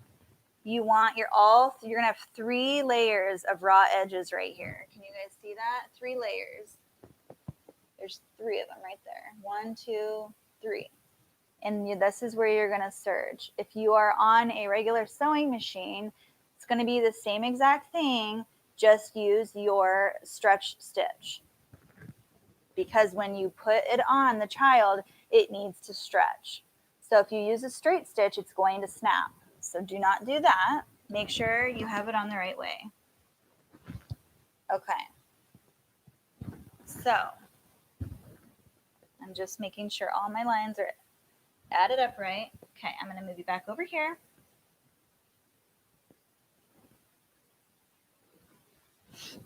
Okay. Any questions? Please, not yet. Control the cuts to be precise when I cut with the serger blade. Yes, exactly. Yeah, I just haven't figured it out, and I just get frustrated. So I do away with it. I don't do it. Okay, so with the cuffs, this is the way I do it. I don't know if this is the right way. Again, it's just how I have taught myself how to do it, and it is easy because I don't have a knee lift on my serger or any of my machines. So I don't have. These are small cuffs, and the smaller sizes you go, the littler they get, and they're harder to maneuver. So you can't sit here and like put it underneath, lift it up, lift it down, and all that. So the way that I do it is I just stretch it so that it's nice and straight all right here, that there's no like wrinkles or anything. You want it nice and even. And what I do is I go in at an angle. I hope that you guys can see this, but I don't go straight on like this. I go in at an angle, and then as it starts sewing, I straighten it out. And that is the way that I do it, and I will show you how it turns out after I do it. So I go in at an angle and just go slow. There's this thing right here, and I stop and I put my fabric underneath of it. And then before it gets to the blade, I straighten it out. And then I put my needles into the fabric as I move my pant, take my clip off, and then you can pull because it's not going to go anywhere. It's already under the fabric. Make sure your serged edge on your leg part right here, your third layer, is underneath. Make sure that it's laying the right way that you want it to be. And make sure you can see all three layers before you start serging it. If you miss a layer, you will have a hole. And just go. Stop when you need to stop, and then readjust, and just make sure you can always see at all times all three layers.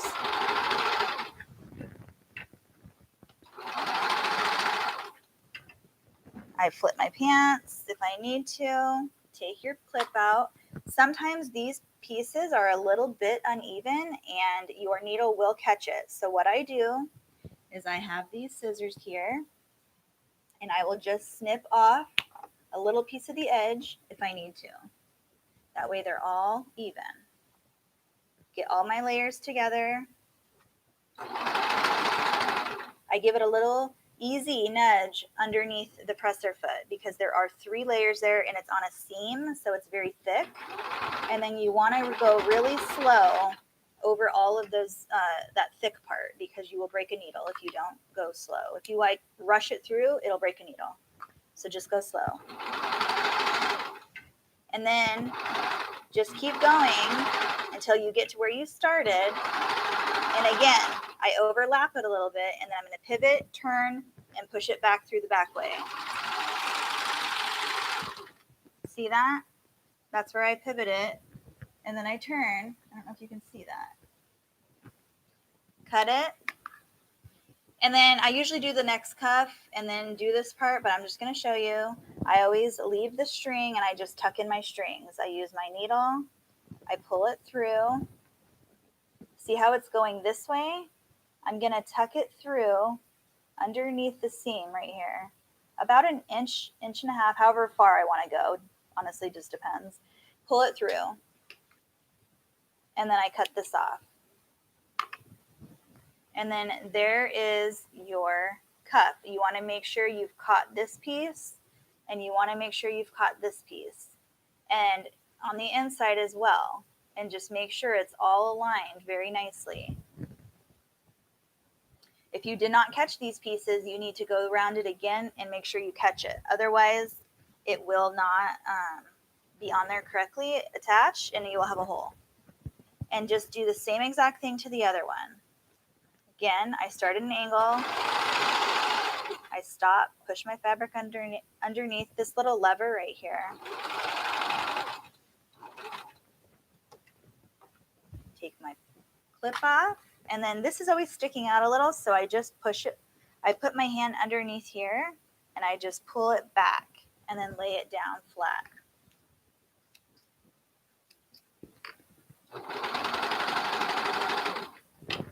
Just maneuver. Make sure all your edges are lined up nicely. And I'm at an angle right here, guys, so I usually don't sew this way. I hope you can see what I'm doing. I'm literally doing it sideways, so hopefully they turn out good. Give it a little push, go slow.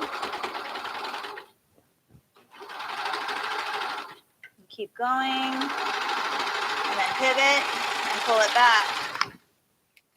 Snip it.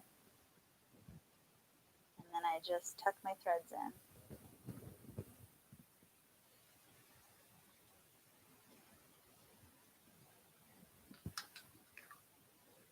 Cut it off. There's a little piece right there. Just make sure it looks nice and good. It's all caught. Nice. Okay, leave them like this. You don't want to flip them out yet. Just leave them like that. But there are your cuffs. They're inside of there, and that part is done. Okay.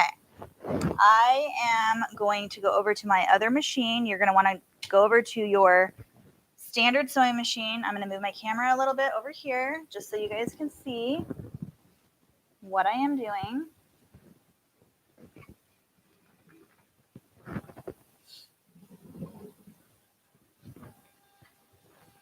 Do you guys have any questions so far?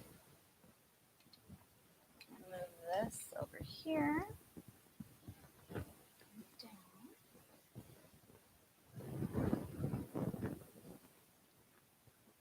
Okay, let's see. So this is actually a sample for my Etsy shop. So, but I want to make sure I put the right size on there so I can sell them if I get an order for them. So I'm going to show you how I put my tags in and everything. I'm just moving this table back around so I don't knock anything off. So you're going to want to go over to your regular machine now.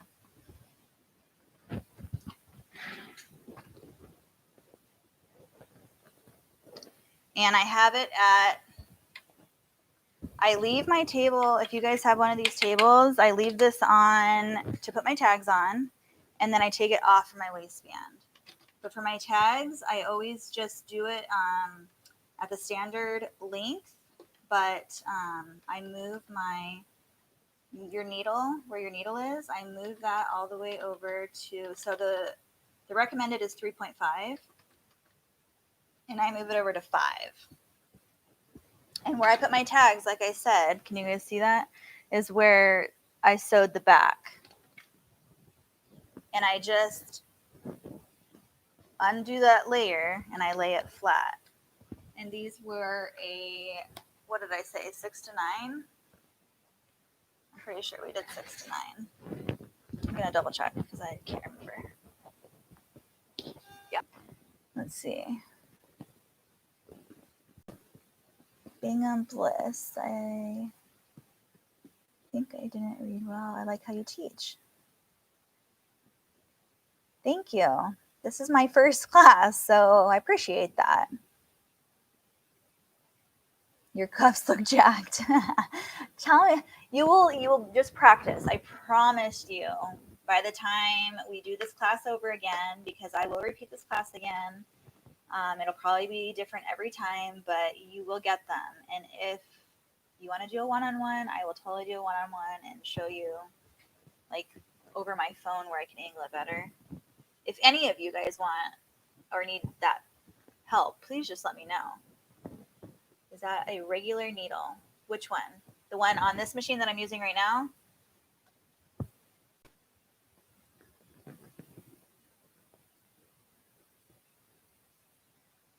I'm just trying to read your guys' comments. Sorry. I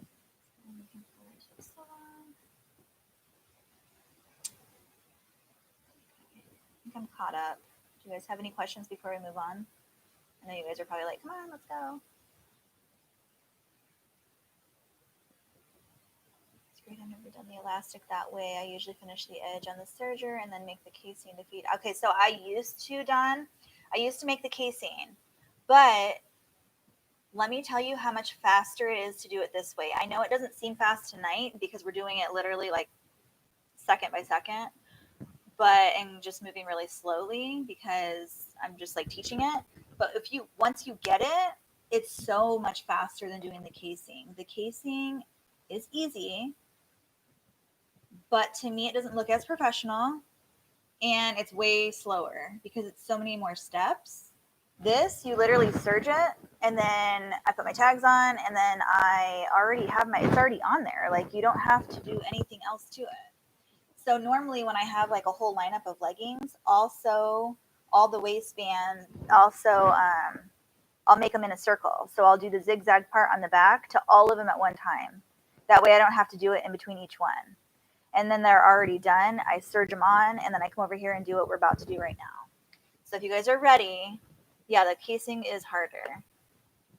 Okay, I'm going to start. So I grabbed my size, 6 to 9 months. These are my tags. And then this is a girl print, so I'm going to use a girl tag. I don't know if you guys have seen my tags, but I'll show you really quick. These are my girl ones with the pink flowers, and these are my boy ones that are just kind of more monotone or monochromatic, whatever that word is.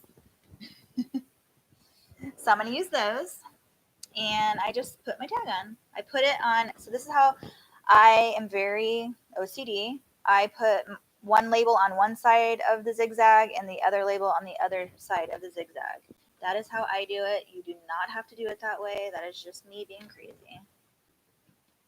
So, straight stitch my tags on, forward, back. And this way, you don't really have to worry about a back stitch because you're going to zigzag it on anyway. So it doesn't need to be that secured on there.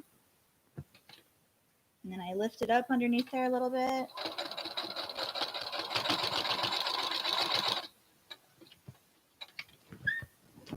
And there's my tag on there. This machine doesn't have a cutter, so I have to cut it myself. Where would that piece went? There we go. Okay. So now I take this off. Back here in all my junk pile. Now this is just all my inventory for the shop I'm in that I need to do. Crazy nonsense. Okay, so now you're going to switch your stitch over to a 4 again, your regular zigzag stitch. And on this, I do the same settings as I did for the waistband when we sewed the elastic together. So I do a 3, and then the other one, so the length going down is going to be a 3, and the width, the way the zigzag is, I leave it on my standard setting, which up. And that is how I always do it. You can do it however big you want them. That is just what I prefer. And I start, I'm going to end up taking this clip off, but the way that I start is I pull my pants taut like this, and I just always start with my tags facing away from me. That's how I start. And I always start on my side seam because you're going to back stitch and forward stitch, and I don't want the customer to see those back stitches and forward stitches, because I used to do it on the back where the tags were, and you can see where you back stitch, and I don't like that look, so I have now adjusted it to be on the side. So what you're going to want to do is make sure you're going to pull your fabric very taut so that your elastic band, this piece right here, needs to be right on top up here. So like that. You don't want a bunch of fabric up here. See how this is all up here like that? You don't want that. You want it to be nice and tight. Stick it under your leg. I'm gonna move this over here more. Okay, get that out of the way. Okay.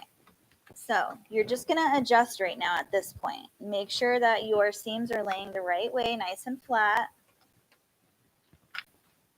And I put it right under there. And so what I do, let me see if I can get you here. Let me move. I want to just show you this really quick. So let's see. Can you? Okay, right here. I put my edge. This is my walking foot. I don't know if you have a walking foot, but my edge of my fabric right here is lined up with the, see the middle piece? Let me get a pen or this right here so I can point.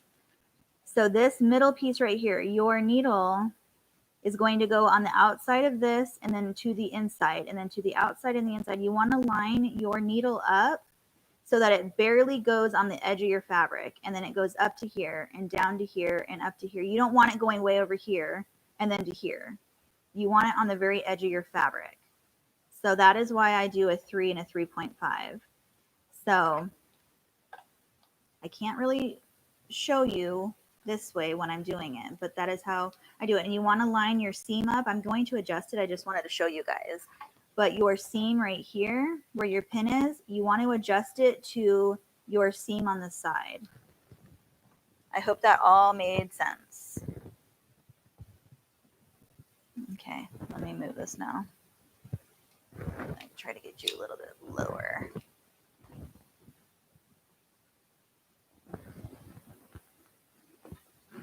Okay. Do you guys want me to adjust the tripod so you can see more at a straight on angle instead of looking down at it? Or do you want me to just go? I order my tags on Etsy. Her name is Mountain Street Art at Etsy.com. I don't know if you can read it on here, but it's one word, mountainstreetarts.etsy.com. They're all organic cotton sewing labels.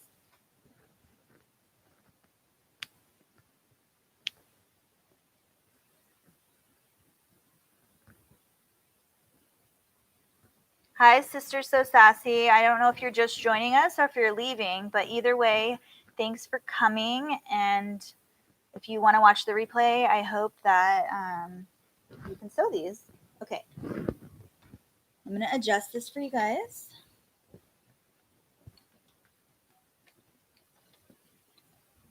So I start with my needle going down right into the center. Put your needle down.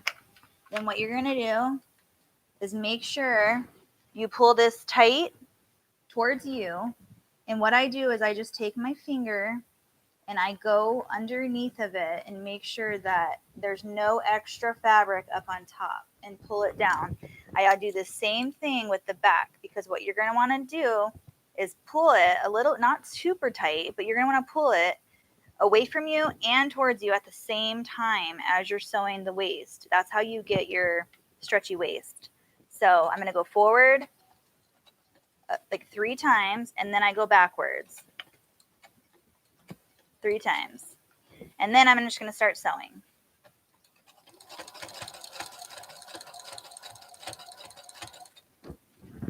And stop and adjust your fabric to make sure that you're holding it the right way.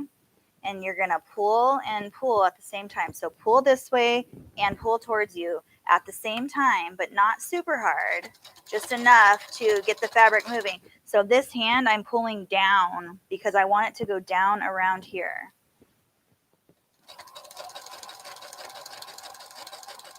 And this hand I'm kind of pulling gently this way, but this hand I'm pulling down. That way it's going underneath the machine. But always make sure that your elastic is stretched so that there's no, like, see how it's stretchy right here? That's how it's supposed to look at the end, but not while you're sewing. While you're sewing, it's supposed to be straight like this. And then I just always make sure my seams right here are lined up when I come that way and I get to it.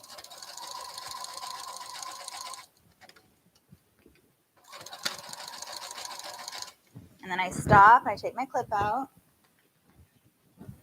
I'm usually back to my tag, and then I do the same thing. I tuck my fabric underneath of it and make sure it's all nice and neat. Again, it seems really slow right now, but once you get the hang of it, this goes super duper fast. And you just keep pulling and tucking as you go. Make sure you keep adjusting your fabric. Keep adjusting your fabric. Watching your needle as you go, because as you go, you want to make sure your needle is in the same spot that it starts and ends. That way it's not all over the place. Okay, now I'm back to the beginning. And I'm going to back stitch and forward stitch. I always do it 3 times. You can do it however many times you want. That's just how I do it. And then you're going to pull it out. And then I always look. And this is how I do it. I just take it out. I can see where it came through. And I don't like that mess in there. So I take out. So you can pull it. See that right there? the loop, and then I pull it through, and that's how I cut it. Sometimes they do it easy like that. Sometimes they don't. This one's giving me a hard time, so I'm not going to tug at it. I'm just going to cut it. But these two came out easy. Just flip it around and then grab the next one and cut that one off. You're always going to have 4 strings. So I've already cut all 4 of my strings.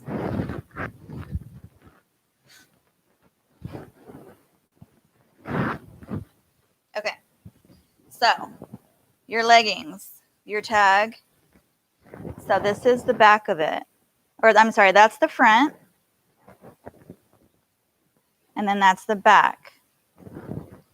Pull them inside out.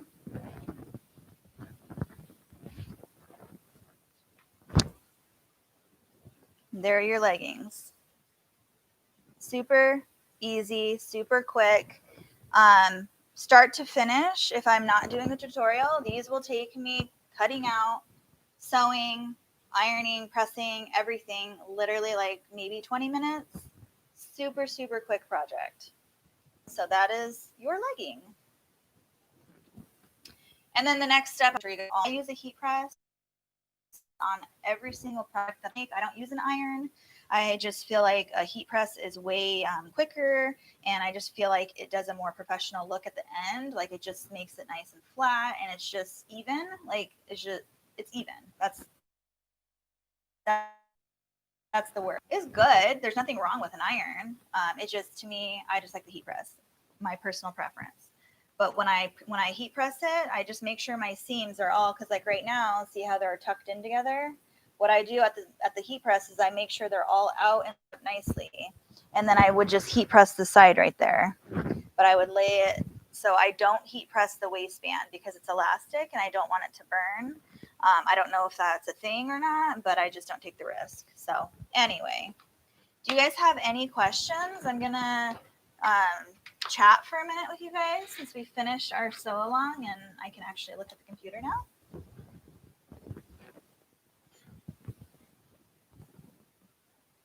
Give me 3 hours. Thank you, Sandy. Thank you, guys. Leggings are just so easy and they're so cute. Uh-oh, Alyssa, did you get frozen? Are you back?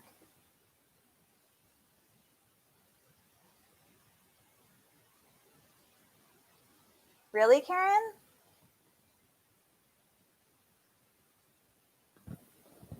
That makes me really happy. I felt like I wasn't doing it right, or I was just like saying, I don't know the terminology, because I obviously, like, I'm completely self-taught, and so I never went to sewing classes or anything like that. So I don't know. I know some of the terminology, but I don't know all of it. And I was actually kind of nervous to do these sew-alongs because I don't know the terminology. And so sometimes I just make up my own words and I don't really know what the right words are. I just say what I think. So see, the second one, you're already getting better.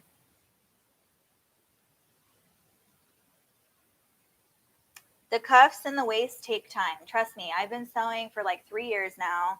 And the waistband, I kept going back and forth. I tried to do the way I did it now, and I couldn't get it. That's why I was nervous tonight to do it, because I knew a lot of you were newbies, and so I didn't want to like try to do that. But Connie and I had talked, and she's going to show you guys on her live how to do a different kind of waistband, the more of a yoga kind of waistband where you just sew in the fabric instead of the elastic.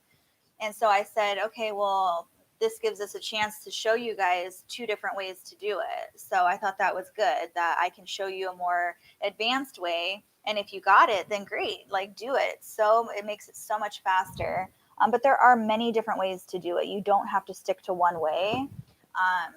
This is just the way that I do it. And I do it on all of my leggings, but on my bummies, I do a yoga waistband. So I will be doing a bummy tutorial, not anytime soon because Connie is going to be doing hers.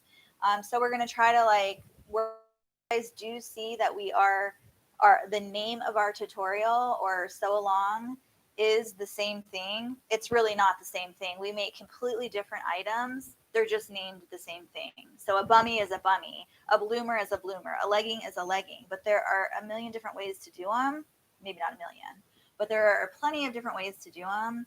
and each person has their own take on it, and each person will give you tips and tricks.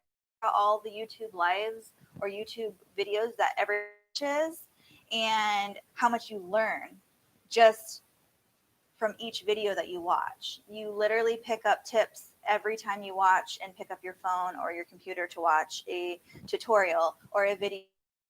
Like, you just pick up things here and there.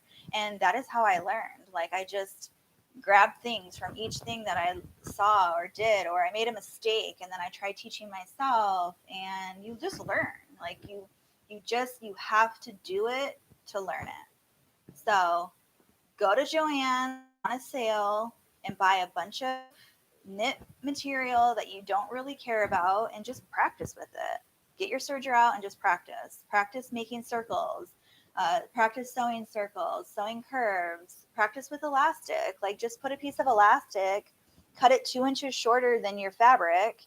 That way you have to stretch it, and just practice with that. Like, it doesn't have to be long, maybe 5 inches, and just keep practicing with it. Stretch it as you go. That's how I did it. I'm sure you guys, you're going to learn something new every day. Just keep doing it. I buy all of my fabric from here on out, from probably the last, I'd say, 8 months. I buy all of my fabric from Spoonflower. It's very expensive, I know, but it's also very good quality. It's the best quality I've worked with, and I can get this pattern in this material, which is organic cotton knit. If you're on their website and you want to order organic knit, it's the organic cotton knit. But I can also get this same exact pattern in minky fabric. I can get it in sweet gauze fabric. I can get it in cotton fabric.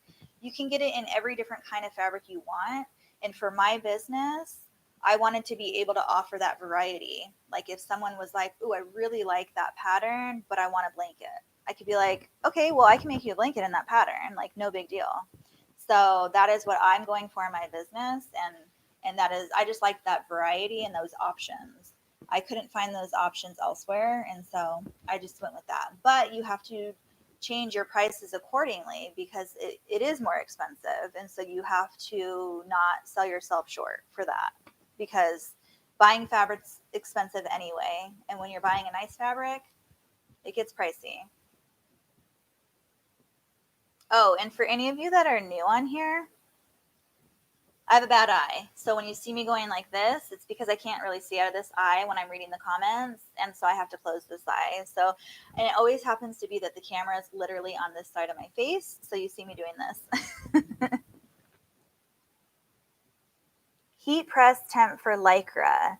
Okay, so I have a perfect example right here. So for the shop that I'm in, I'm getting rid of all my old fabric because I'm switching over to all of this organic cotton knit fabric, and I want that to solely be my clothing choice of fabric. But this is also the fabric that I got on Spoonflower when I was just trying out different fabrics that they offered. This is their almost like fabric. It's called it's their what's it called? It's not their knit. It's a knit, but it's I can't think of the word right now. It's their other knit. I can't think on the spot. But it's more silky.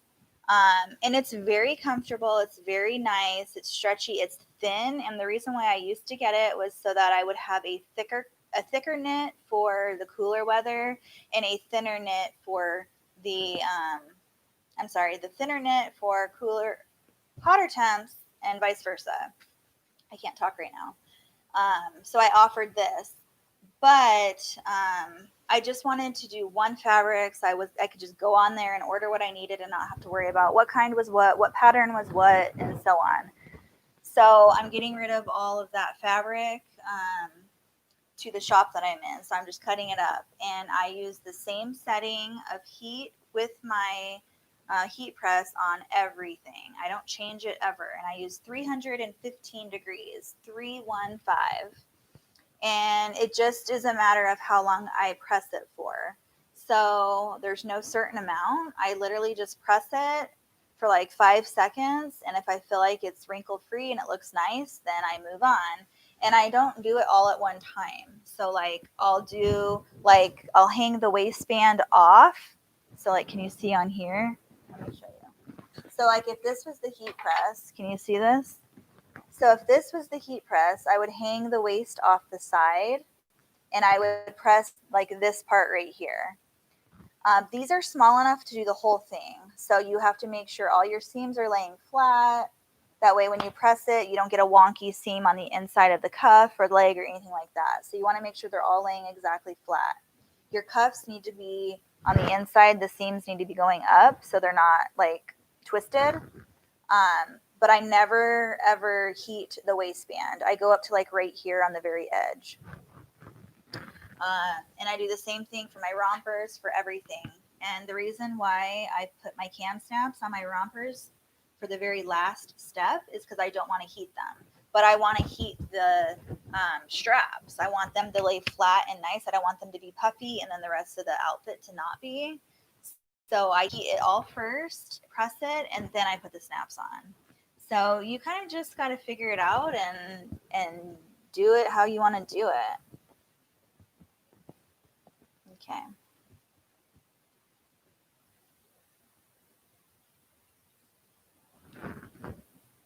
Yes, the remnant bin, Alyssa, I always get stuff there. Well, I don't anymore, but I did when I was practicing. It's very good.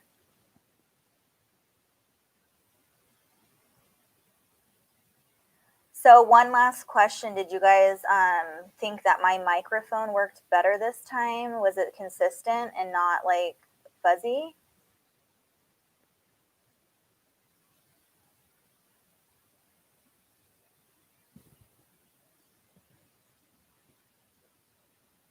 When you cut out leggings rompers, do you cut many at one time by layering the fabric, or do you just cut one at a time?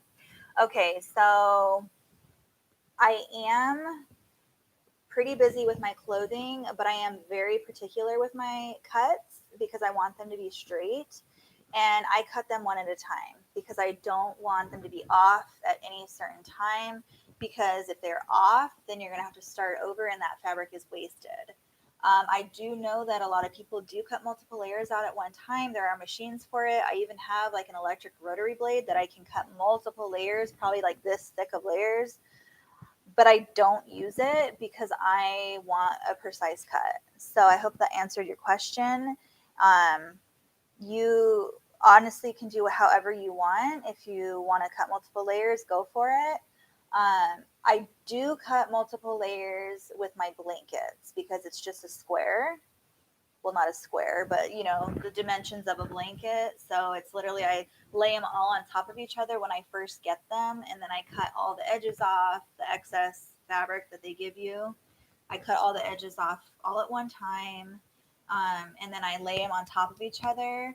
Kind of, if you guys have seen Angela Jasmina's videos when she's cutting out her fabric or her vinyl, and she rolls them all on top of each other and then cuts them all at the same time, that's what I do with my blankets. But I have an electric rotary blade that I got off of Amazon, and it is amazing. It really, really helps with my hands because I do cut all of my clothing out separately. So that is wear and tear on your hands. So anytime you can cut multiple layers, that is easy. You want to do that. But like I said, they are perfect, just straight lines. There's no curves or anything like that. So it's easier to do it that way.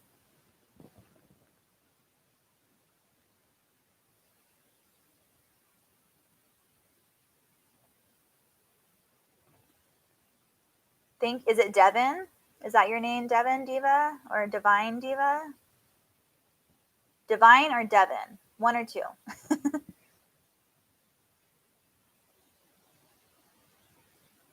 Yeah, Alyssa. Yeah, I'm just anal with all of my cutting, and I'm just, yeah, OCD about everything. I hope I helped you guys. I hope I taught you something. I hope that you were able to um, actually make your legging, and yeah, I hope you liked it. how did I figure out the different sizing? Did you figure it out yourself, or did you go by a standard charting? I actually, when I first started, just like all of you, I bought a pattern and I would pick out, I would buy one, I didn't like it, I'd buy another one, didn't like it, and so on and so forth, to where I would actually like make the pattern of the one that I would get, and then I would put it on my children and have them basically be a model. And I would, put it on them and take out the side and say, okay, well, I want this piece tighter or looser or longer or shorter or whatever. And then that's how I made my patterns. So I would go off of a pattern and then I would arrange it the way that I want it or adjust it. And then the same thing with the waist. Like my waists are, I like them a little bit tighter because I have a more of an harem style with my leggings and my rompers, because I do gear more towards young ones with diapers and whatnot. So I want the butt part to be a little bit bigger. So these leggings, they're not the typical legging where you have like the line down the middle on each side like a regular pant. They have just one full area on the front and the back, and that is how I like them. That is, so yeah, I tried them on my kids and I adjusted it accordingly for the way that I liked them. Also, another thing that I did, I made my cuffs longer than normal. They're 2.5 inches, and I used the same cuff measurements for my rompers and my leggings. Different measurements for my bummies because those are a little bit thinner, but I make them longer. That way, if this 6 to 9 month child wore these, but she had shorter legs, she could roll the cuff like this and it would still fit her and look super cute. And then when she got taller, they would still fit her because you can unroll them and then you would still have the same pair of pants. Because pieces are a little bit higher, I want my client to be, or my customer to be able to use the clothing longer and not just 1 or 2 times. Because obviously I have 4 kids and I know that they grow super fast, and you buy an outfit or a nice outfit for them and then they wear them one time and that's it. Like, you have to get rid of it or give it away. And so I wanted my clothing to be able to last longer. So all of my clothing is a grow with me sort of pattern, where you can fold the cuff up or down accordingly to their height, because every kid is different.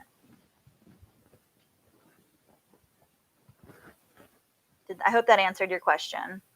Okay, I just found you this weekend and I've enjoyed you. Thank you, Michelle. I just started, so we're all going to learn together. Like I said, this is my 3rd live, I believe. Every live, I keep saying, will get better, but every live still has gotten cut off in the very beginning. I don't know why. I don't know what I do to do that, but so yeah, just be aware. If you come on a live with me, it might get cut off the first time. Just refresh your page, and I promise I'll start a new one. And hopefully the second time around, it's better. Okay, so I am doing sew-alongs every Monday, same time as tonight. Sorry they're super late. It's the only time I can do it because I have 4 kids and their bedtimes are 8 o'clock my time. So by the time I get out here and set everything up, it's 8:30. So it's 8:30 p.m. Mountain Standard Time every Monday. I will be doing a live, but every other Monday is a tutorial or a sew-along. So tune in on Mondays. Every other week will be a sew-along. Every other Monday will be just kind of a ask me questions, work with me, whatever I plan. I'm not gonna really plan that live. It's just gonna be what I need to get done, because I have a lot of orders that need to be out the next days and stuff. So it's just basically gonna be like a work along, or talking, chatting, asking questions, whatever you want.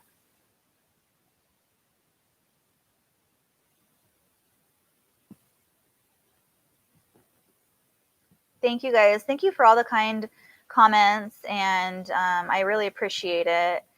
I'm very new to this and I don't know what I'm doing. So I'm actually very shy and I hate cameras. I feel really awkward talking to the camera, but I'm actually getting better at it. I feel like I'm getting more open and just feeling like I can connect with you guys better each time.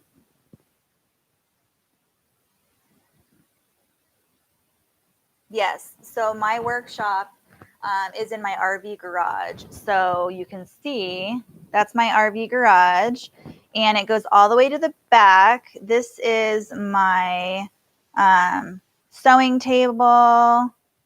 My Janome is over there. That was what I first started out with embroidering on.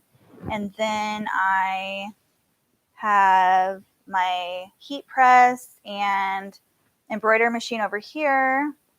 And then this is where I was sitting tonight. It's kind of moved around because I had to move it to put the camera there. But that's my serger I was using that's uncovered. The one covered is my cover stitch machine. And then over here is my cam snap station, where I do my snaps for all of my rompers and my bibs.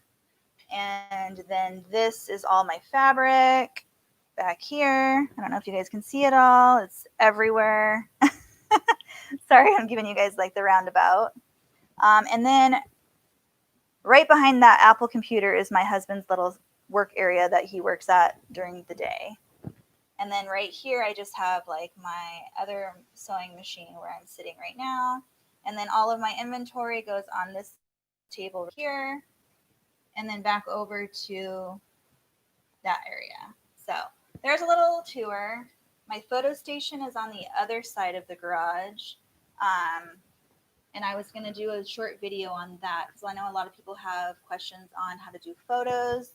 And it's literally, again, I am self-taught on that. I have figured out an extremely easy way to take really nice, good quality photos for very simple and very cheap. So I want to do a video on that. But it's 3 steps, very little supplies, and you can have awesome photos. So thank you guys. Thank you. Thank you. Yeah, good time to do it. So I just had to go. And that was the hardest part, was picking a time. But I guess I just came to the conclusion that one time isn't going to be perfect for anyone. So I just had to go with it.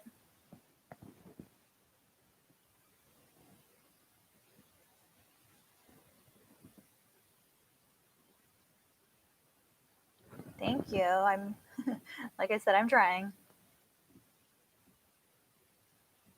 When I first started, I thought I was going to throw up. I was like, I can't do this. I'm going to throw up everywhere. My stomach was in like a bunch of knots. Like I couldn't talk. And it's just, it gets easier every time. But yeah, it's definitely a learning curve and different speaker in front of people. So my husband laughed at me because he well, not right now because of COVID, but every year they have a reunion, was what they call, it's like their convention for his company, and he speaks in front of like 400 or more people, and he just is up there talking to them, and I'm like, oh my gosh, on the stage, like I would literally pass out.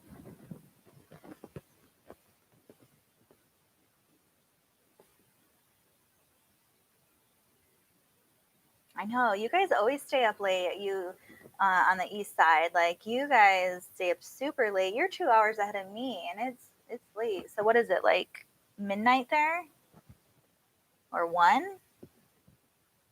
Good night, Ediani. Thank you so much for coming. I hope that I taught you something.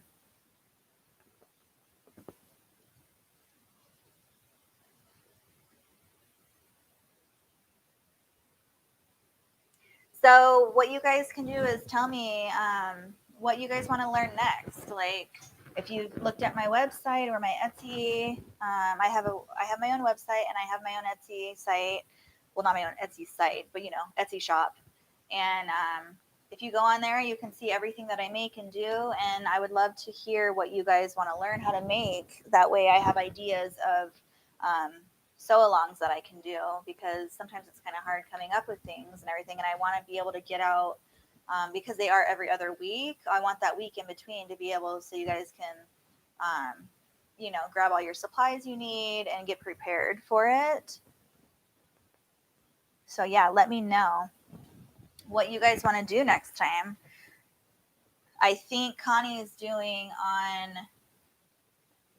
on Sunday.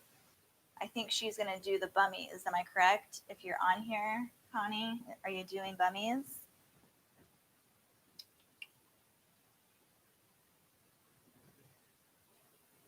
So my name of my Etsy shop is Being on Bliss, just like on the YouTube. It's the same thing, Being on Bliss. It looks like this.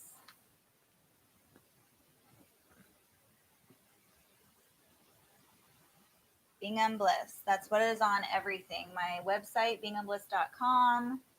My Etsy, Being on Bliss.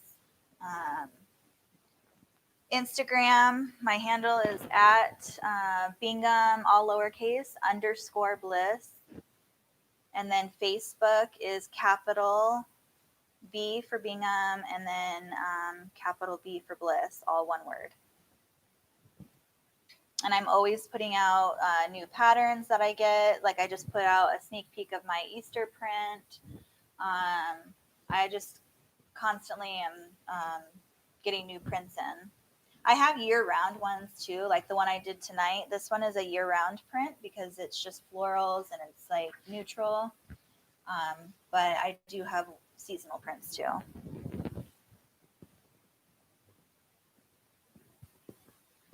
Thank you for checking it all out.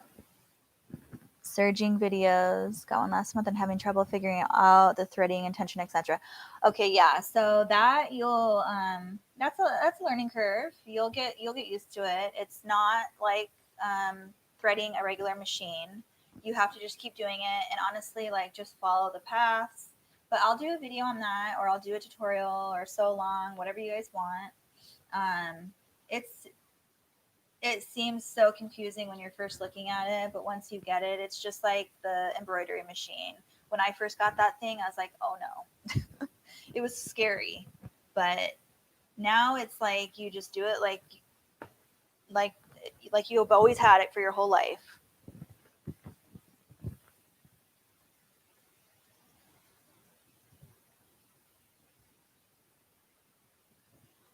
Gabby, let me know what. Are you talking to me or somebody else?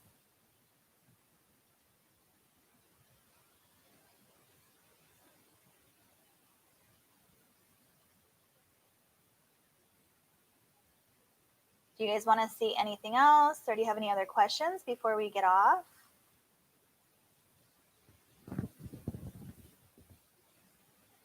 Pattern and vinyl, yes. So my grandma, she actually like always traced hers out on paper, and I'm like, why do you do that? Because you literally have to print it out every time, and then you pin it to trace it, which I don't do anyway. I literally cut mine out with my rotary blade every time. That's just me. And so I'm like, there has to be a better way to do this, because you're literally wasting all this paper every time you need to print a pattern. Plus, for every different size, you have to cut it and then recut it and then recut it and recut it. It's just like, if you're not making your own patterns and you're printing them out, tape it all together all at one time. And then with the clear vinyl, put it on top of that, and then trace out your pattern, cut it out, get a new piece of vinyl, trace out the next size, cut it out, and then keep doing that for every size. That way you have all of your sizes, and it might take you an hour to do every size, but then you don't ever have to do it again. Like, you just have them all there. But make sure you mark the fold if you have to do it on a fold, what size it is, where the stretch is, and stuff like that, the way that I did it. That way you don't have to double guess every single time which way is what.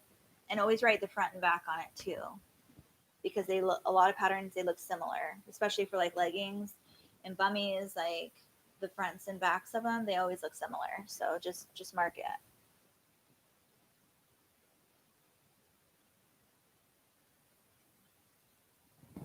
And for your smaller fabric or your smaller patterns, I'll go grab what I use for those. It's also clear.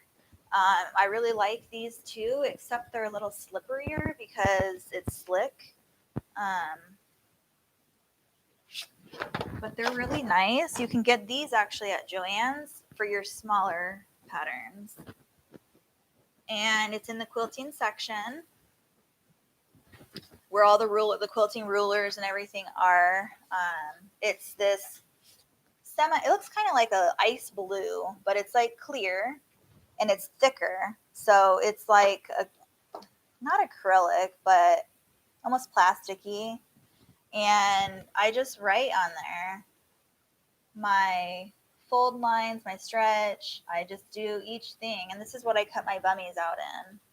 And because they're smaller, so then I just do like each one, each pattern, the front, the back, and then the cuff. And then is I just put them all together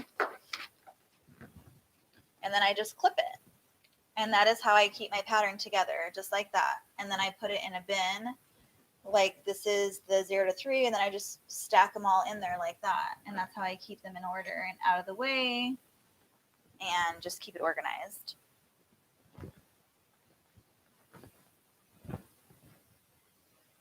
Yeah, I didn't think about that. Wood board templates that I work with patterns. Yeah. You can use pretty much anything.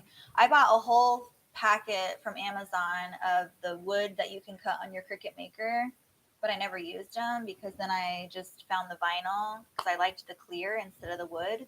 It was just easier for me. So I haven't gotten into the wood on the Maker. I just cut my fabric. The only fabric I actually cut on my Cricut Maker are my round circles for my organic nursing pads that I use because, you know, I do them by the set. And when someone orders 7 sets, that's 14 times 3 because there's 3 layers for each set, or 3 layers per each pad. So that's 6 layers of fabric I'm cutting out of 4-inch squares per each set. So that's a lot of circles to sit there and cut around and around and around. So I throw them on the Maker and it cuts them out for me. I do 4 at a time on each one and I just boom, boom, boom, boom. And I have a video of that if you guys want to see how I do it. It's super easy to cut circles out on there and I just do it really, really fast.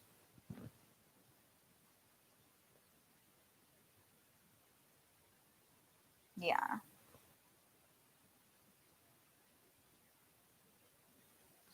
Yeah, and now I don't really necessarily need the clear because I started doing those when I first started and I had to see the pattern of which way it goes and all that other good stuff. But now that I'm like more into it, I know what I'm doing and I don't have to like pay attention to those little details anymore. A wood one would be fine for me because I could just place it on there and cut and go. But in the beginning, when you're first learning, you want to be able to see that pattern and which way it's going and make sure you're doing it the right way. So definitely start with something you can see with is what I would suggest.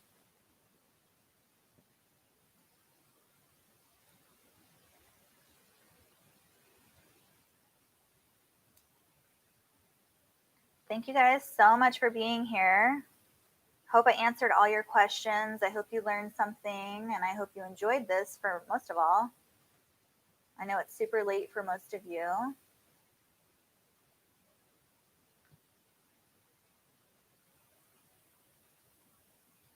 Yeah, that would be so amazing to have someone cut all my patterns for me. That would be awesome.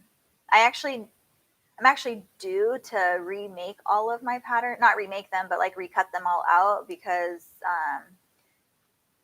you're always going to like kind of nick a corner or a leg here and there. So you got to make sure like you're just careful, especially with the vinyl. If like I'm cutting and my husband talks to me or something, and I'm like, oop, like you'll cut into the pattern every now and then, or it just gets old and from me pinning it or hanging it, like I just need new ones. It's been 3 years about, so I need new ones. Actually, you can see, I'm going to show you that big roll back there.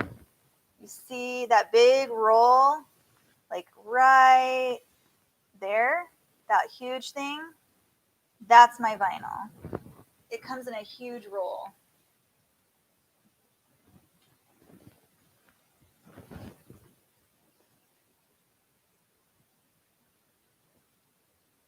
Yeah. Good night, Michelle. Thanks for coming. Hey guys, I think I'm going to end it here. Hope I answered all your questions. And if I did not, feel free to message me. You can email me. My email is beingandbliss@yahoo.com. You can pretty much find me anywhere with Being in Bliss in front of it. I've named all of my social medias, my email, my business work sites, everything is Being in Bliss. So super easy to find me. If you need me, you can message me on YouTube. You can message me on any of my videos. Trying to be very good about answering people's questions. If I don't get to your question, I will eventually get to your question. I sat down tonight and answered a bunch of them. So please just reach out to me. Ask me anything. I will tell you any information I have. I am an open book, like I said in my last video. So honestly, if you have a question, just ask.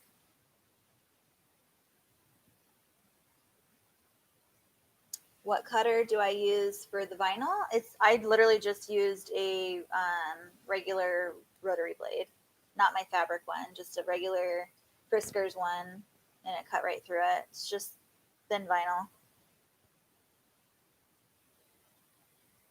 Is that the vinyl that they sell by the yard at John? No. I got that one on Amazon, and I think I linked it in my description. If I didn't, I'll look when we get off of here, and if I didn't, I'll link it. But you can get it. It's literally somebody actually, I linked it on someone's comment. They commented on it, and I linked it. I think it was in my last video. But I'll link it on here, and it's on Amazon. So I found it on there. It's called Marina Vinyl or Marine Vinyl. One of those two. But it's just vinyl by the yard. I appreciate you guys. So good night. Thanks for joining. Don't forget next Monday and every Monday from here on out, I will be doing the lives 8:30 Mountain Standard Time. Every other Monday is a sew along, and then the other Mondays will just be a live kind of like this, asking questions, chatting, and then me working as well because I'll need to be doing orders too. So I hope you guys all have a good night, and thank you guys all so much from the bottom of my heart for being here tonight. Have a good night and get some sleep, guys. Bye.